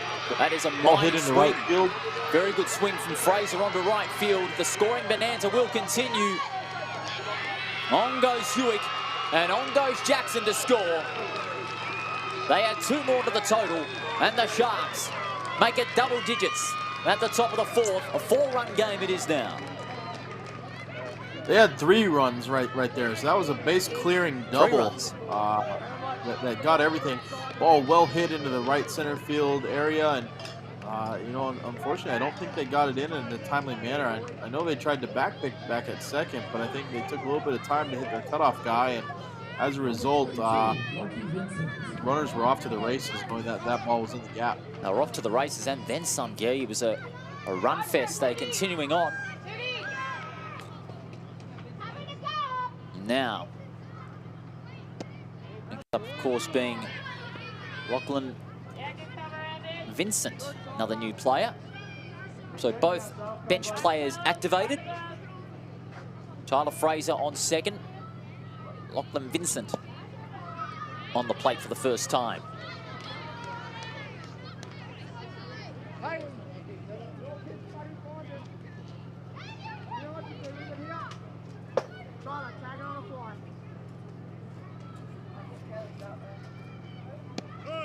Strike 1.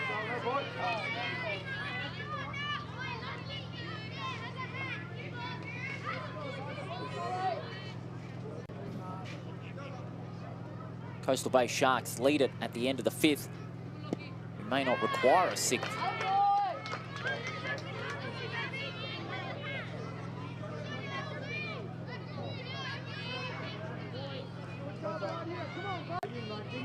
Well, again, I believe these games again are 2 hours or 6 innings, and yes, and unless we have a rule come into effect, Coastal Bay continues to hit like they have, you know, that might be a factor in the game. Well, they were in the semi-finals in the Division 2 competition. And also Wanneroo only scored 1 in the second in their semi-final loss.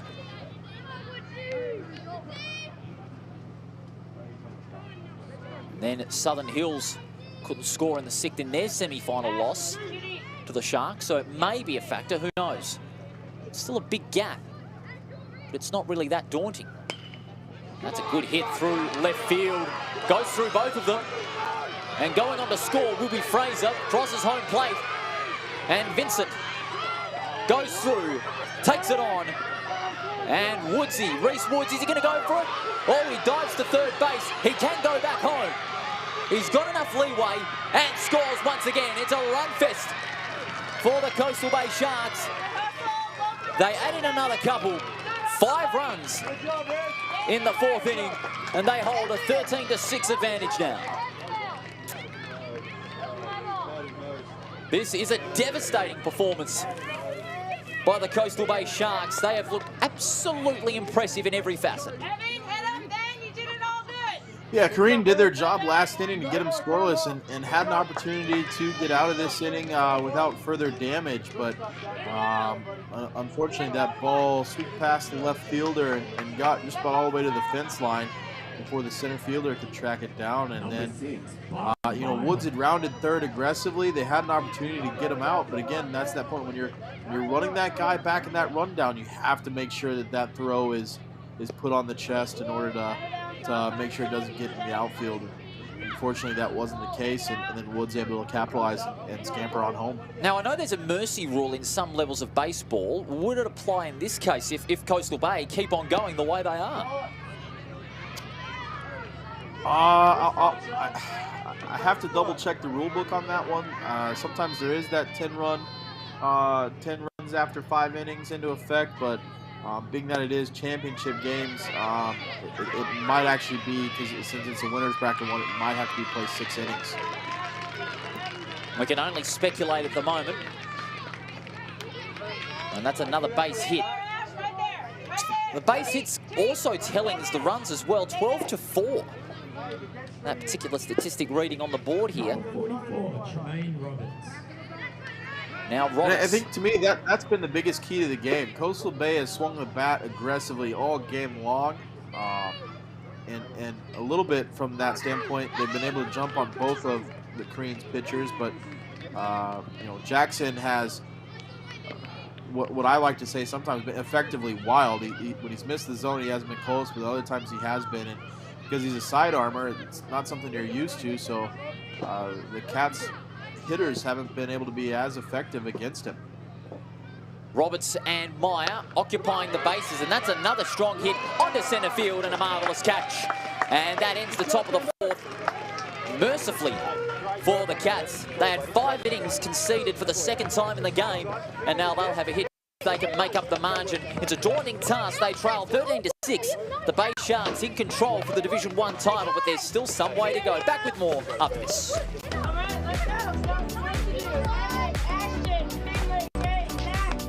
I spend my waking hours studying sleep.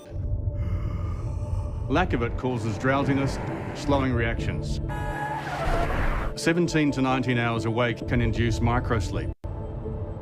A few seconds of this can be catastrophic. So to prevent it, know the amount of sleep you need and get it regularly. Travis here didn't. Which is why he's not a subject of mine, but a patient of theirs. Authorised by the State Government, Perth.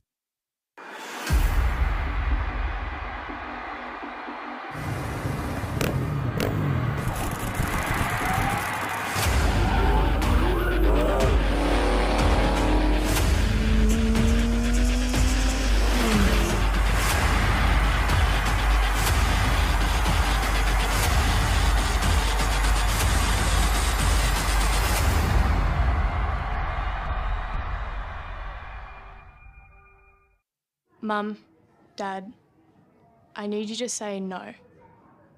I don't want to drink now. I've heard the damage it can do to my brain. But I might change my mind later. And say things like you did it when you were my age. Matt's dad lets him do it. I might even tell you you're ruining my life! But I need you to be a parent. I need you to say no. 2 out of 3 parents are choosing to say no, and it's helping prevent alcohol-related harm.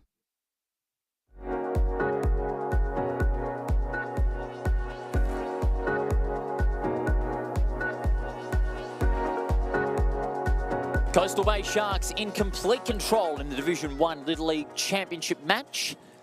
It's all thanks to Alcohol Think Again, great supporters of WA Baseball and WA Sport as well.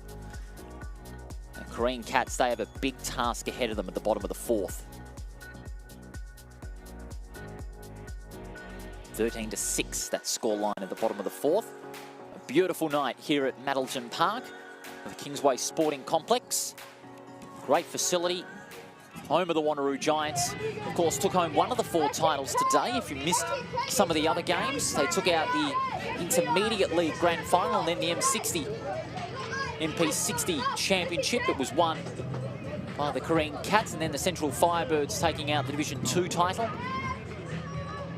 And the Coastal Bay Sharks, they seem to have one hand on the Division 1 title. Can they get them with both? The Cats have a big task. Evan Ingram. We've done some double checking. I believe there is a run rule in effect. It can be in effect after the 4th inning, but obviously it wouldn't apply for us until the 5th because, again, it isn't a 10-run lead yet, as of yet. So, you know, Carine's still in their mindset. They need to keep Coastal Bay from scoring, but they need to start chipping away at this. So, you know, obviously down 7 runs now. Like I said, you're not going to get them all in the one swing, not going to get them all in the one inning. You know, I said that the last time, and we saw Central come back and get that 6 runs immediately. But that's kind of that big thing. You just kind of have to chip. You got to first get that base runner, and then get the 1 or 2 and chip away at it. It's got to chip away and score some runs. Obviously, they slowly came back with the Firebirds in that last game. They scored a couple each inning. And that really put the pressure back on the Cats. And, of course, we go on to 2 extra innings, a thrilling contest. And the Firebirds would go on and win the whole thing in Division 2. It's a different game, this. Sharks looking the goods here. But that's a ball, 3-1. You really wouldn't want to take a swing on a 3-1 unless the pitch is right on the plate and it's called a strike. And that is a ball 4. And he's walking, Ingram. And that'll be an occupation of first base for the number 4. And coming back on, it's going to be Campbell, Ashton Campbell. Number 5. And second up the order in this innings, getting some encouragement from his teammates from the bench. And that one just edged to the fence. Foul ball. On first. Lachlan Vincent for the Sharks. He's on centre field. Ma on right field and Woods on left field. Switch things up a little bit from their last innings. Another foul ball there.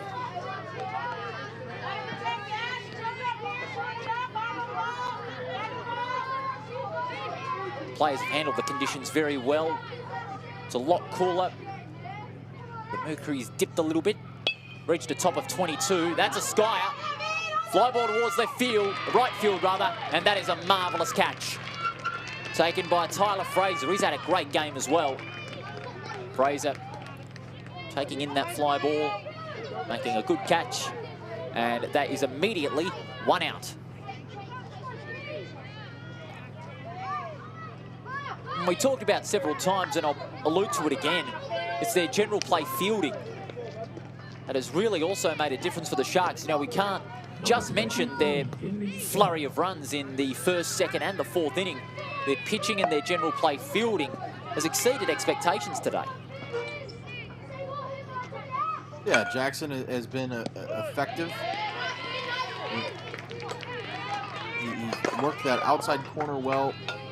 Like I said, that little 2-seam run action that comes back in on the right-hander has done really well, but we've seen them make plays all over the field from third base to the second baseman ranging out to shallow right field for that catch. So as you said, they've done a great job, and that's where I say, you know, early on you had some of those errors, and that's why the big part of these games, especially these grand final ones, especially in Little League, whoever can handle the fundamentals the best is generally who's going to win. And another catch on right field. That was a deep fly ball and a marvellous catch taken by Ollie Ma. He too has pulled in some good catches throughout the game this evening. And Finley Scott is the one that hit out to right field and is out. 2 outs. Inflicted by the Sharks. They're looking to get a 3 and out and shut out the Cats from scoring in this 4th. And now we've got Jake Corey at number 10. And I think that's going to be it for Jackson. I think he's probably hit his pitch limit. That's it. So he's going to have a change, and he's getting a well-deserved round of applause, not just from his team, but also the crowd here. A great game from O.J. Jackson. Definitely deserves all the plaudits today. He's had a great job so far. Obviously, stat line will show 3 2/3 innings. A little bit unfortunate he doesn't get to finish that fourth because I do think his command got better here in the third and fourth innings than in that first and second. But a heck of a job being done, and now we'll see what the bullpen's able to do, who they're able to turn it over to. I think I saw a left fielder sprint in to go change his cleats. So I think that's Reese Woods, I believe. I could be wrong. That might be Reese Woods, number 6.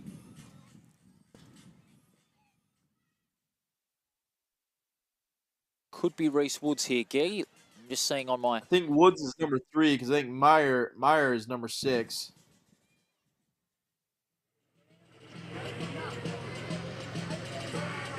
Well, we can only speculate. Woods is between second and third base at shortstop. They're just having a bit of a chat as to see who's going to go on the mound. And it looks like it is going to be... Yeah, you are right. Reese Woods, number 23. As I alluded to, Reese Woods. Sorry, I got the numbers mixed up. Anyway, but at least I got the name right. Anyway, Reese Woods will get things going. He's the second string pitcher. And as you see there, off camera, Jake Curry just having a couple of practice swings just to practice his timing as well, when the pitch is good enough and in the area. And just behind me, another one of the players just having a bit of a practice as well on the pitching. In case there's another change made late in the game, if the Carine Cats find their way into the game with some big runs. So this will be the interesting part. I think Woods is, just from watching these couple of warm-up pitches, an effective right-hand thrower. This will be your more traditional throwing stance. And so this will be, are the Cats able to make that adjustment back to what you're kind of more familiar with? Woods does, again, look to be a little bit amped up, throwing a little bit harder. And sometimes the harder you throw, the less amount of control you have over things. So we'll see if he's able to dial it in. And then, sometimes, as we said, the Cats might be relieved to no longer see that sidearm thrower anymore and see if they're able to get they may be relieved. You make a good point, but the question is, and you laid it down just a little earlier, how quickly can they adjust to it? That's the question, because they've been used to this side-on action for quite some time in this game, and how they can adjust to this normal action, this normal front-on action that Reese Woods has got. But also how much pace he's got, because seeing those warm-ups, he was throwing some quick fastballs, and further evidence of that is a strike. Yeah, so strike two. He started off here 0-2 very quickly. Nice little fastball, nice little breaking balls, like change-up even, just to change the speed. And that's hit towards left field. Fair ball. And will there be a double base hit? Yes, there will. And he just gets there, the man from first base, Evan Ingram. Good run to get the double base hit, as well as for Jake Corey, another one. Still on 2 outs, so the pressure's still on the Cats, down to their last out. They have players on second and third. And up next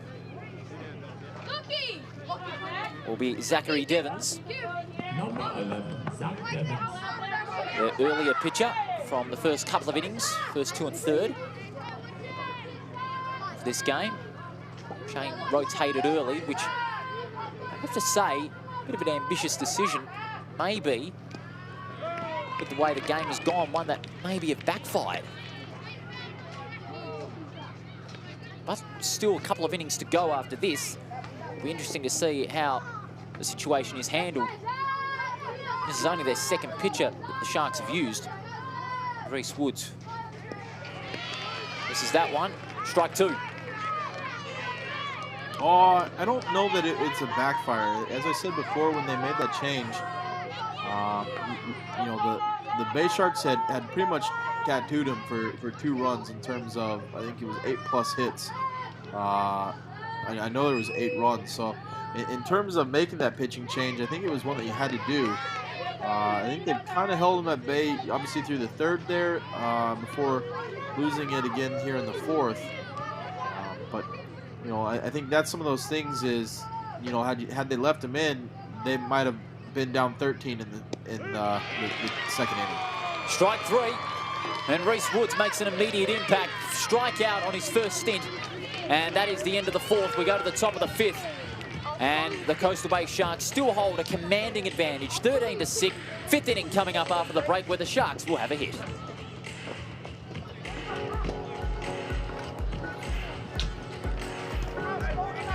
Mum, Dad, I need you to say no. I don't want to drink now. I've heard the damage it can do to my brain. But I might change my mind later. And say things like you did it when you were my age. Matt's dad lets him do it. I might even tell you you're ruining my life! But I need you to be a parent. I need you to say no. 2 out of 3 parents are choosing to say no, and it's helping prevent alcohol-related harm. I spend my waking hours studying sleep. Lack of it causes drowsiness, slowing reactions. 17 to 19 hours awake can induce microsleep. A few seconds of this can be catastrophic. So to prevent it, know the amount of sleep you need and get it regularly. Travis here didn't. Which is why he's not a subject of mine, but a patient of theirs. Authorised by the State Government, Perth.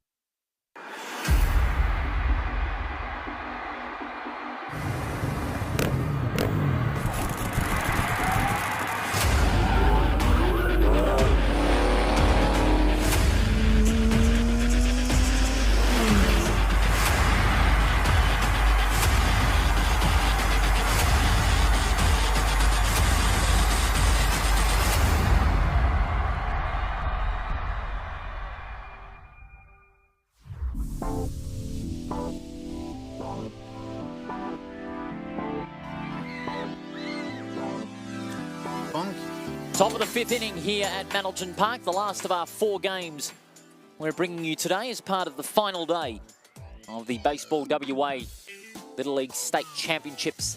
Thanks to Alcohol Think Again, great supporters of WA Baseball. Paul Persick and Guy Belair with you on this Monday night. The Easter long weekend almost wrapping up, but what a weekend of sport it has been in this state. West Australia, not just with netball, had a great round of waffle men's, 4 games decided by less than 10 points, and a great weekend of baseball as well, with the Little League Championships. The action and intensity at a fever pitch as well. The Sharks will look to increase their advantage of 7 runs, 13-6. They've only been shut out once of runs, and that was in the third, when the Cats pitching and fielding got them at bay. But the Bay Sharks just kept on piling on the runs.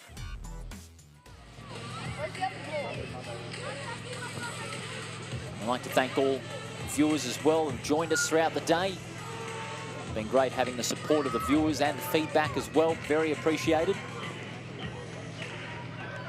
Players getting themselves ready now. It looks like it's going to be Oakley Crouch. That will begin on the plate for the Coastal Bay Sharks. Number 47, Oakley Crouch. Cats really feeling the pressure now. Their backs are against the wall. They've got to get some strikeouts early without conceding any runs. It's a crucial time now. And we do have a new pitcher again. And you can see on your screen there, Ashton Campbell. So this will be the 3rd pitcher that the Cats have used in this match.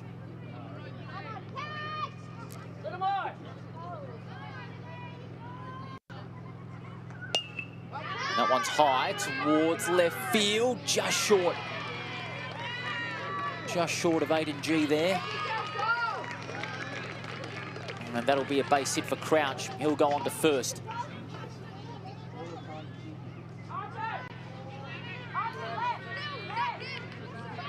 Oakley Crouch getting the top of the 5th off to the perfect start. Base hit for him, and it's now going to be Oliver Marr on the plate now.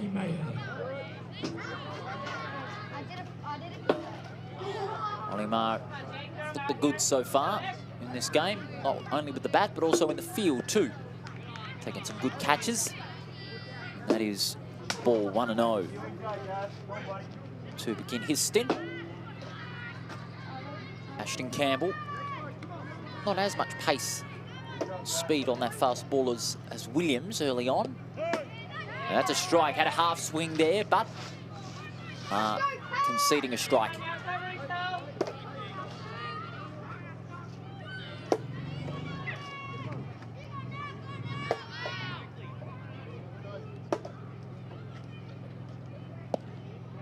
Going down low this time, might be a steal on second and gone. Crouch taken out of it. Good play from the Cats, well executed that. And that'll be the first out for the Sharks.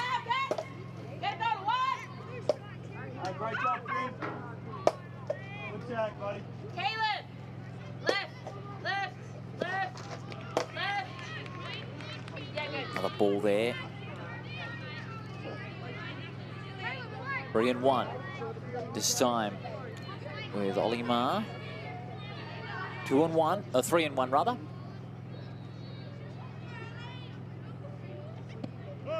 Strike two, full count, in effect.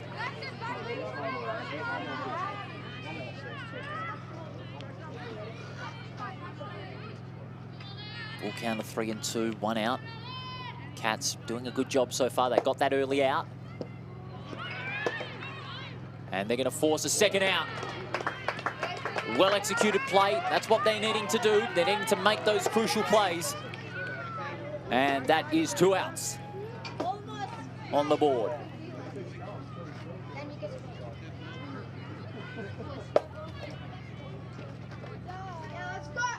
What they have to do as well, Carine, as Guy Bellet mentioned, they've got to chip away and get those runs on the board.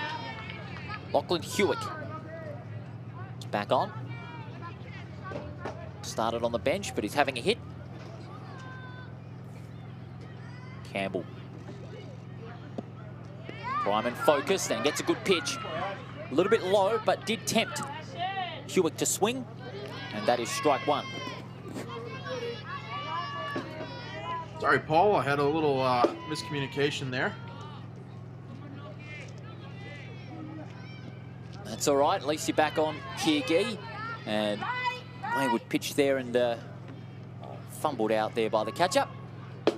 That is, of course, Jack Curry. What I was surprised to see there was having Crouch steal. I think the last time he was on base, he was dead to rights had the ball not been thrown offline and into center field. So a little surprised that they tried to be aggressive with him again. And unfortunately for the Cats, they were able to have that throw on line and had him by 2-3 steps. And that's a Skyer. This one's going towards the bench. And no one wanted that one, but it's a foul anyway. Ashton Campbell. A couple of the outfielders having to move back now. They're hoping for a miss hit.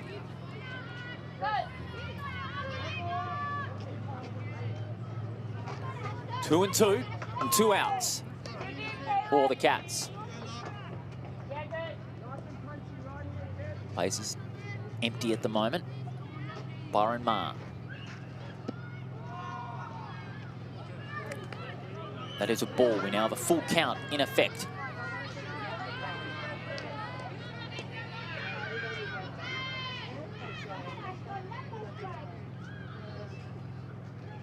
Meyer skies that one again. It's going to be over the fence. And a little tussle for it in the crowd.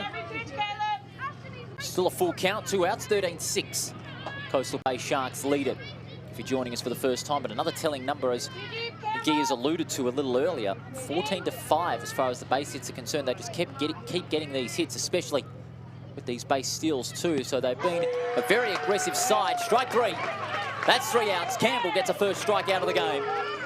And that is the first portion of the 5th innings done. 13-6. The Cats have done their bit in the 5th inning. All they need to do is chip away and get some runs because the game is increasingly out of reach. The Sharks still lead at 13-6. The bottom of the 5th coming up after this.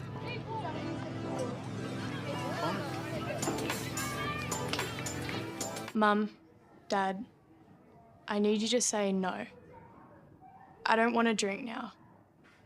I've heard the damage it can do to my brain. But I might change my mind later. And say things like you did it when you were my age. Matt's dad lets him do it. I might even tell you you're ruining my life! But I need you to be a parent. I need you to say no. 2 out of 3 parents are choosing to say no, and it's helping prevent alcohol-related harm. I spend my waking hours studying sleep. Lack of it causes drowsiness, slowing reactions. 17 to 19 hours awake can induce microsleep. A few seconds of this can be catastrophic. So to prevent it, know the amount of sleep you need and get it regularly. Travis here didn't. Which is why he's not a subject of mine, but a patient of theirs. Authorised by the State Government, Perth.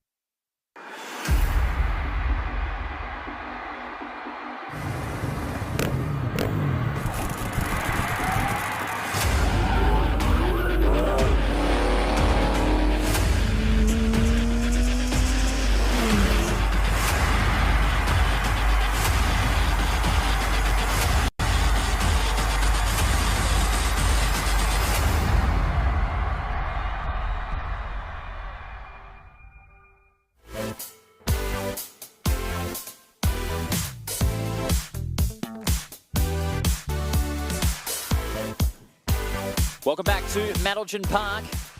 Very cool Monday night here in Perth. Mercury dropped to below 20 tonight. Bottom of the 5th, Coastal Bay Sharks still hold a sizable lead, 13-6. Reece Woods, who started off his stint on the mount in great fashion, got a strikeout immediately.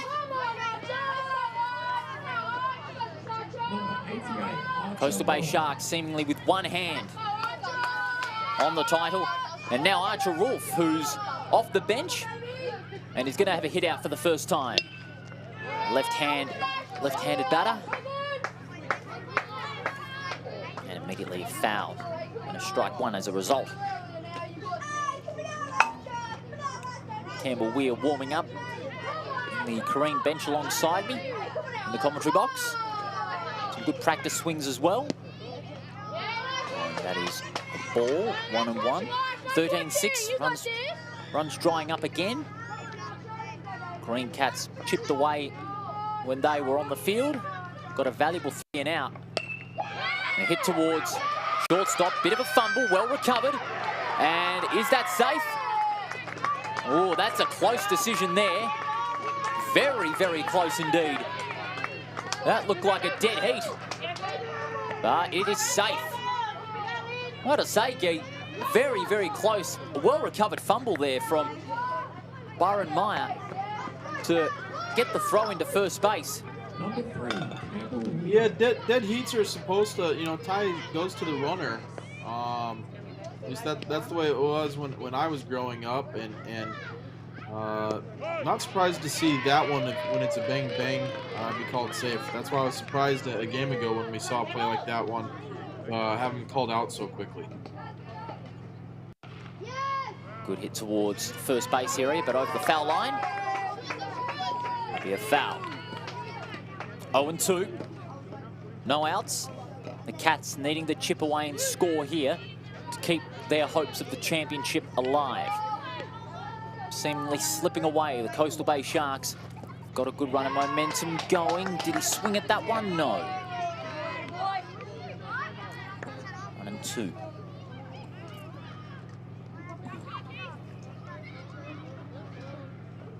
Reece Woods doing very well on the mount. Got a strikeout in his first.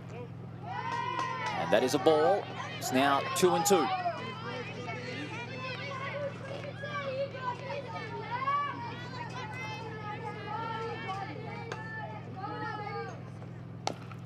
That one towards shortstop. Another fumble. And that's safe. A couple of fumbles here creeping into the game of the Coastal Bay Sharks, and that's allowed 2 base hits in a row for the Cats. They've still got that advantage. Still looks daunting for the Cats, but slowly but surely they are starting to come back. And again, that's why we play everything out. That's, and this is where we talk about from a Carine standpoint, they're doing the little things that they have to do. You're not going to get it back on that one swing. It's station-to-station baseball. It's just chipping away. They're doing it. I like the aggressiveness of the third baseman for the Bay Sharks right there. Stepping in front, trying to field it. If he fields that cleanly, he's looking at potential double play, but... Skying that one towards the bench. Foul ball. Foul ball on 0-1. Throws that one over the backstop.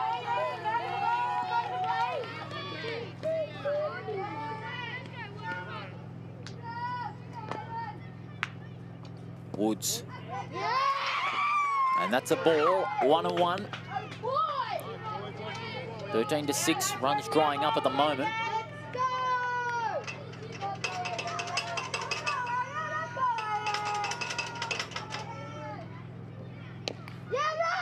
Gets some bat on that one. And that's a foul. Just crawling over the line there. That's been turned on for the last 3 hours here at Maddelton Park. It'll be a very cool night. Very good lights down here at Maddelton Park.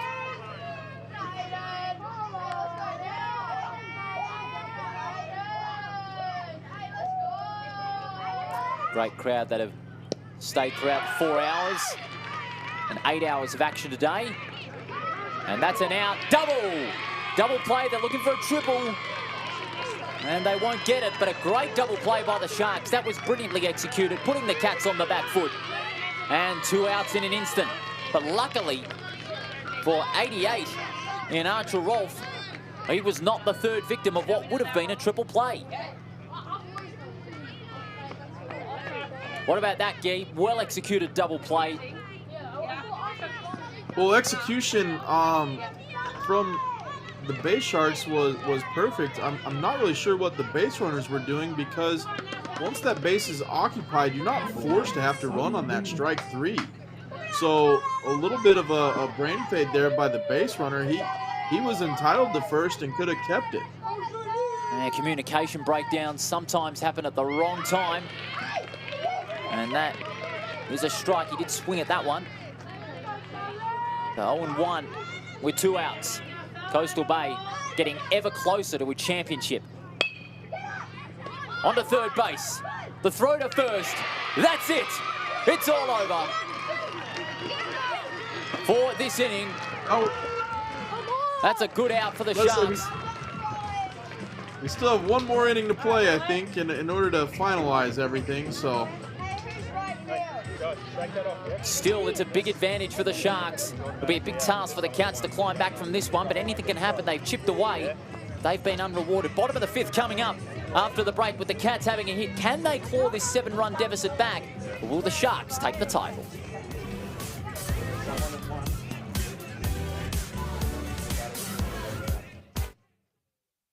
I spend my waking hours studying sleep. Lack of it causes drowsiness, slowing reactions. 17 to 19 hours awake can induce microsleep. A few seconds of this can be catastrophic. So to prevent it, know the amount of sleep you need and get it regularly. Travis here didn't.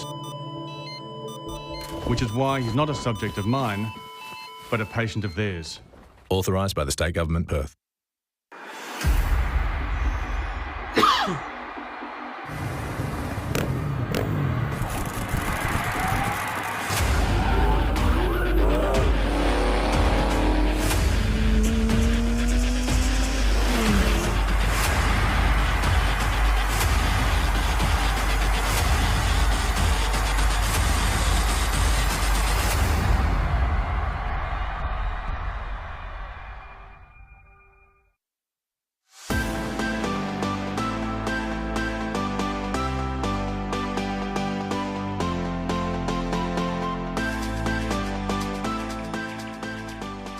It's been the Bay Sharks day here at Maddelton Park.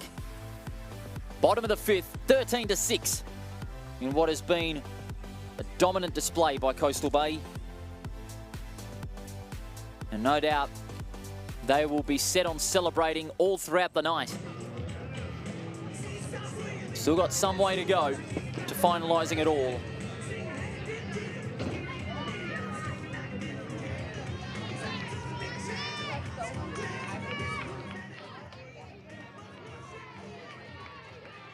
Hamilton Park, great atmosphere under lights tonight.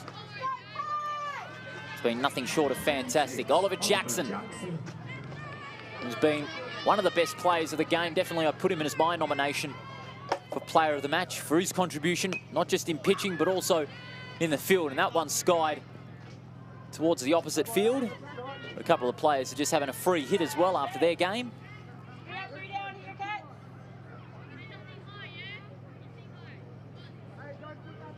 At the top of the 6th.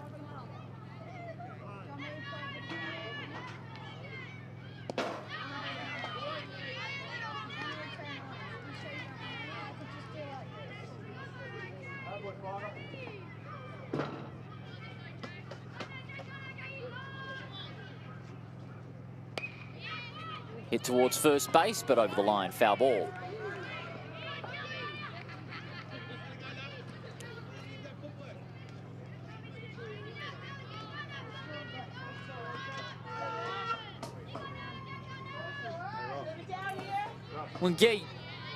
When summing up this game, once it finishes, the Coastal Bay Sharks have got many areas in their game that made the difference tonight.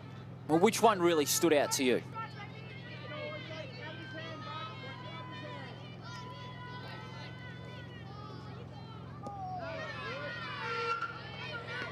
That is another full count, 3-2.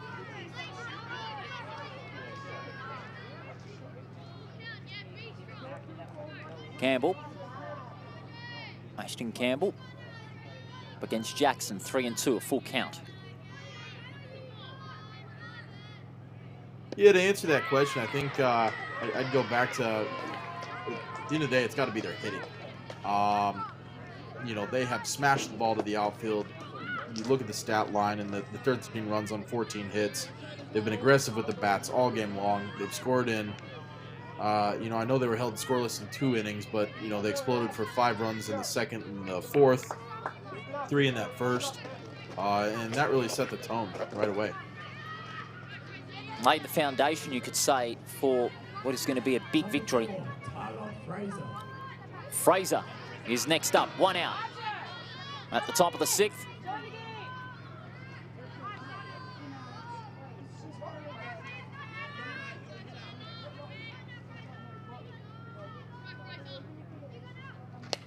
Fraser pierces it to centre field, but that one brilliantly stopped by Campbell, and 2 outs, just like that. Good gather by Campbell, fielding that one on the mound and getting that one to first base as quick as a flash.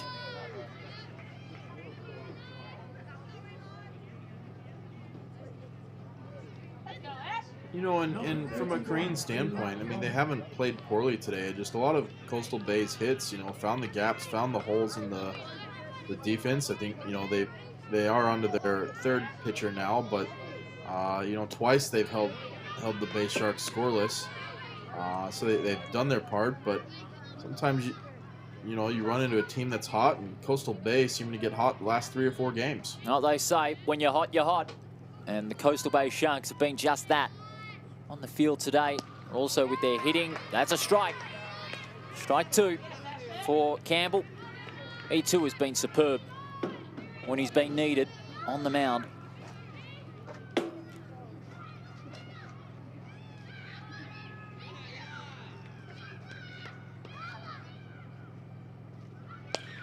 That one towards the mound again. Campbell fields that one, and that forces a 3 and out. So the Carine Cats will have one more chance to peg back this 7-run deficit, 13-6. The Sharks have dominated, but they've been shut out of runs in their last 2 innings. Can the Cats come back? It's a daunting task, but we'll find out after the break.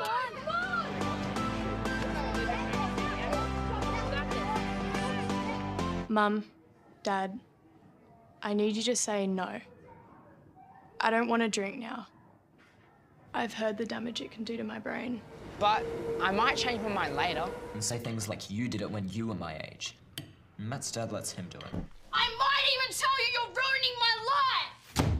But I need you to be a parent. I need you to say no.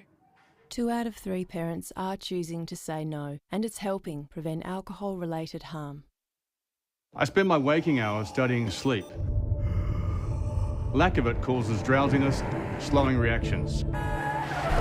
17 to 19 hours awake can induce microsleep. A few seconds of this can be catastrophic. So to prevent it, know the amount of sleep you need and get it regularly. Travis here didn't. Which is why he's not a subject of mine, but a patient of theirs. Authorised by the State Government, Perth.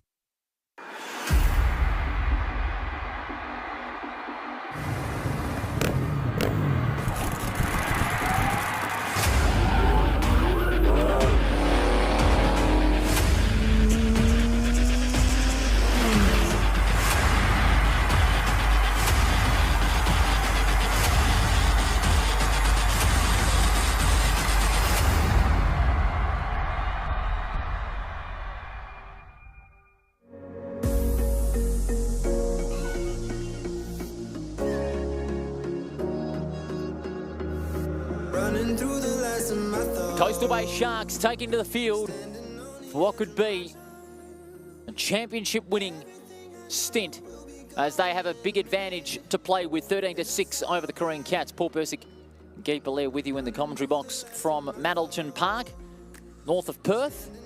Plenty of atmosphere at the ground throughout the day. 4 games we've brought to you. This is the 4th and last one. No doubt there's been plenty of action all throughout the day. Intermediate League won by the Giants. The Cats taking out the MP60 competition. Division 2 going to the Firebirds, Central Firebirds, and the Coastal Bay Sharks will look to be the 4th different league winner of the day's action. Of course, all the competitions thanks to Alcohol Think Again. Great supporters of WA sport, WA baseball in particular. Reece Woods on the screen there. He's been solid in the pitching department since he was needed. He's just having a chat there with Braxton Bentley. Reece Woods now pitching for the championship. No doubt there will be a lot of celebrations over the Coastal Bay area tonight. The Cats, they'll do everything they can, but the task very daunting indeed to peg back a 7-run deficit. They've been shut out of runs in the last 4 innings. It's been a very impressive pitching performance from the likes of Jackson and also Woods. But their fielding and their base hitting, it's been nothing short of terrific. And 1-1 there. All right, I'm going to put you on the hot seat, Guy. You can only name one. Who's your player of the match? Oh, you're making me choose. And that hot seat's at 500 degrees, by the way. Crouch. Crouch? I think he's reached base all 4 times in his at-bats. I think he had a very good day. I was thinking Jackson, especially with his pitching, but I'm going to have to go along with what you said. 4 times, base hit at bat. Oakley Crouch is my player of the game as well. But Jackson not too far behind. And I reckon if I was to have a top 5, all of them would be Coastal Bay Shark plays. Yeah, obviously, when you have a team kind of blow out another team, it does get a little bit lopsided in terms of that one. But I think Crouch has done a great job of setting that tone and making sure his team is in it at every stage. So for me, he does it. I think Jackson is certainly a worthy candidate. I think for me to have topped it off a little bit more, I would have liked him be a little bit more effective those first 2 innings.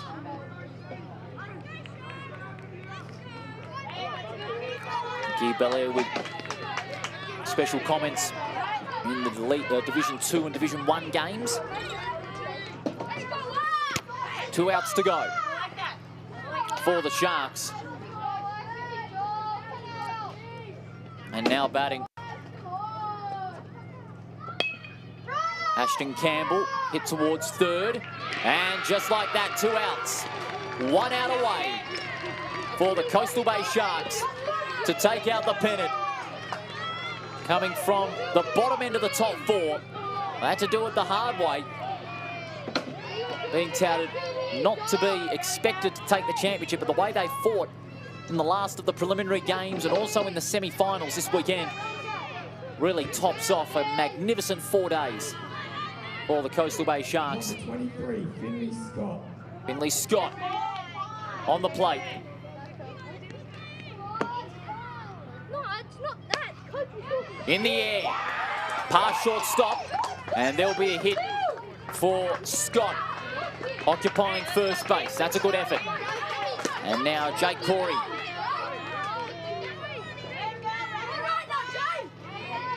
Jake Corey now taking himself to the plate. His bat right up there. Not dragging it, he's still ready for the task.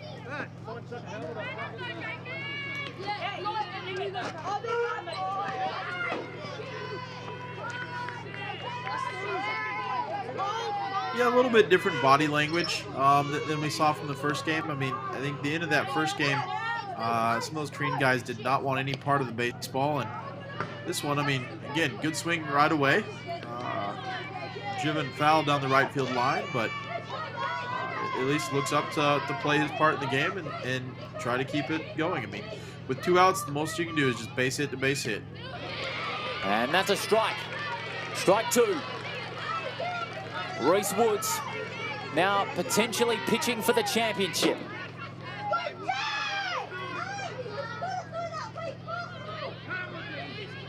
Reese Woods knows the moment could be his now. And for the Coastal Bay Sharks. 13-6 they lead. And 13-6 they win. The Coastal Bay Sharks are Division 1 Little League champions in 2022. What a game. What a great game. Coastal Bay has been kind of an up and coming program. Kudos to the 3 clubs down there, Secret, Harbor, Rockingham, and obviously Peel. I know those club presidents, those club presidents are probably all happy, but you know, kudos to Carine Cats too. I mean, you have 3 teams that all played in the championship thing, so I know Simon Stanton is doing a great job running the program over there and really focusing on junior baseball. And you know, while it was a lopsided game, it was still a quality game amongst 2 teams, and happy for both of those, and obviously thrilled for Coastal Bay to get that first big-time win that they've been seeking. And as you said, you know, it's an emerging program over the last few years, especially in the Peel regions, Rockingham and Secret Harbor. They've blooded some great young talent in the junior program and talent that go on to higher levels of baseball, whether it be in the ABL or international for the MLB or in leagues in Asia as well. Coastal Bay, they've had some good young players, and now they can add a championship to show, the Division 1 Little League Championship, thanks to Alcohol Think Again, and it was a well-deserved victory. They shut out the Carine Cats from runs in 4 of the 6 innings. That is impressive. Their pitching, their fielding, and their base hitting when it came their turn to bat. Nothing short of fantastic. Carine Cats should be credited as well for a great effort. Let's go downfield to the presentations.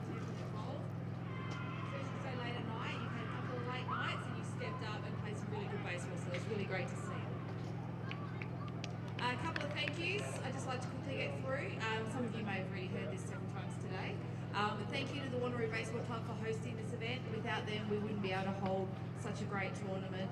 There's lots of hours that go in to the tournament before, during and after. There's lots of volunteers, the ground crew, canteen, everyone who helps. So can we all say thank you to Wanneroo Baseball Club?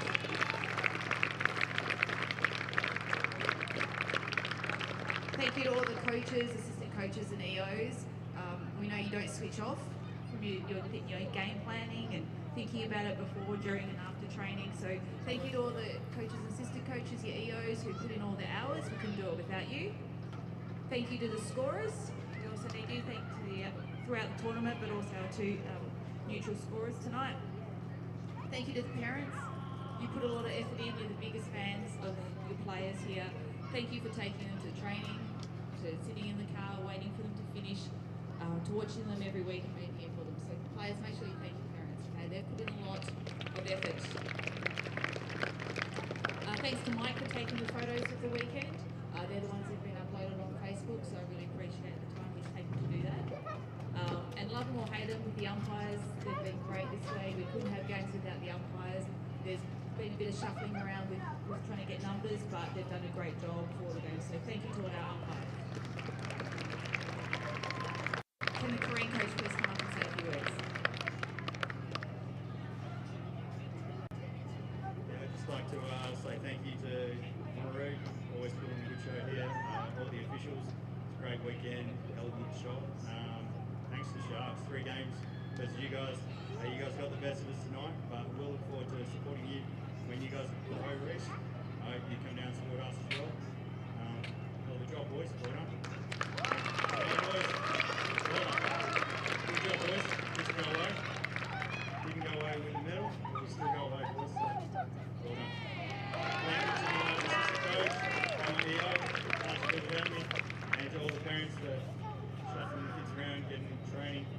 Unfortunately, training starts now. Tomorrow. But yeah, looking forward to going away, guys, and see what we can do.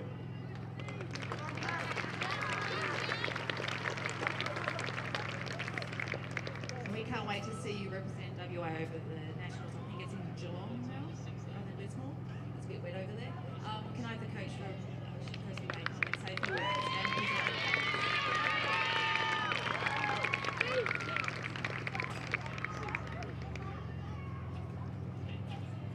Firstly, thank you, Cats. Hey, it's been an awesome tournament. Playing you 3 times, we knew it was going to be a fight, and it sure was. You're a great side, you know, great club as well. It's awesome to play against some great people. Thank you, Dave, and the coaches, the EO, the players. You should be really proud of yourselves. Thank you. Oh God, I have a bit of a list here. Thank you to Tammy, Ashton, and Harmony. Without you guys, hey, you've made this happen. Thank you very much to the 3-4 hour coaches chats that we've been having per game. It's been long, but yeah, it was all worth it. So thank you very much.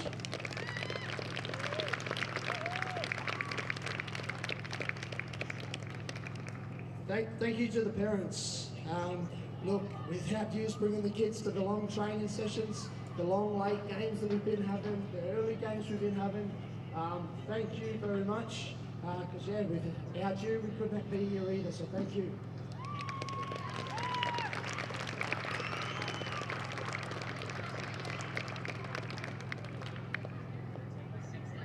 Thank you to Baseball WA, Wanneroo Baseball Club for hosting. Every year, grounds are amazing, everyone around's amazing, awesome facilities, awesome club. Yeah, I always look forward to coming up and playing here, so yeah, thank you very much.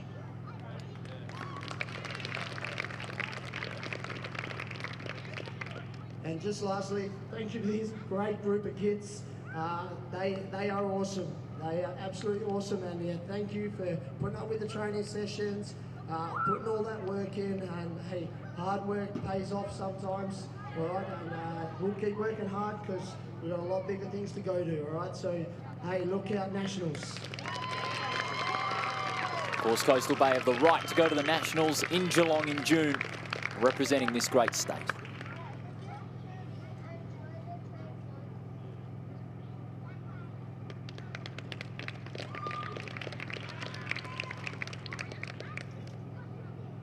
First player I'd like to call the guy that finished us off here tonight on the mounds, Reese Woods.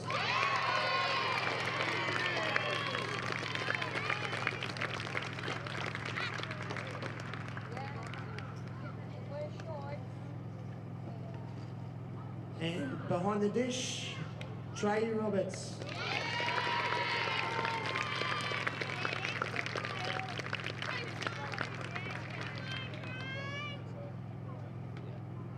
And he's been holding up second base for us all tournament, Tyler Fraser.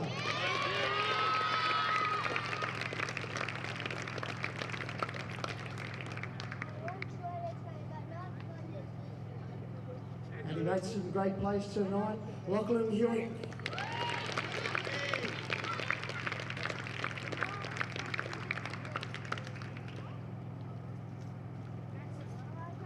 And our first base tonight, Oakley Crouch.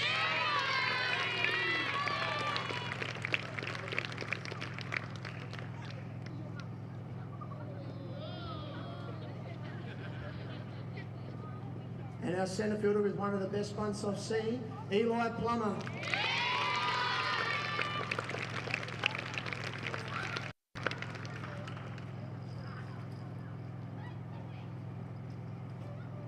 And our third base, Brax Spendley.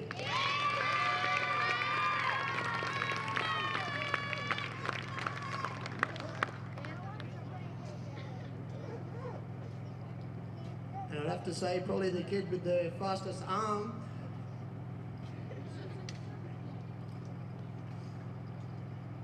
OJ.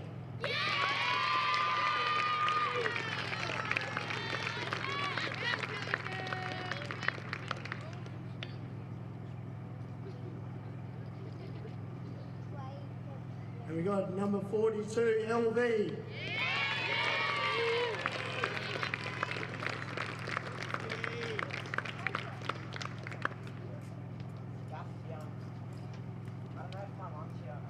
And he's out there in right field for us there, Ollie Ma.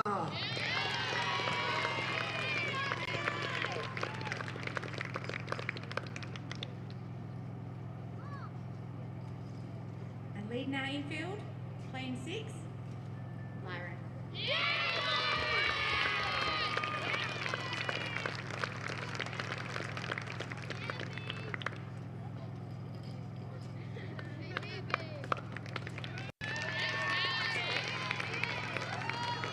Don't go too far, Harmony.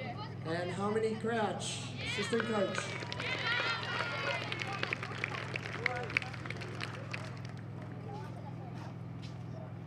And we've got Ashton Crouch.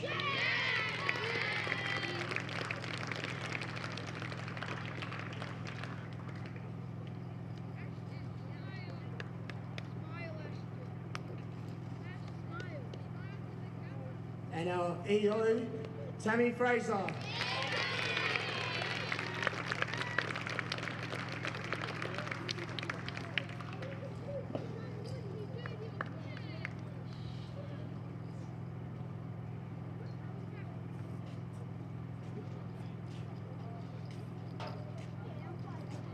So on behalf of Baseball WA, I'd like to present the Cup for the Alcohol Think Again Little League Division 1 State Championships to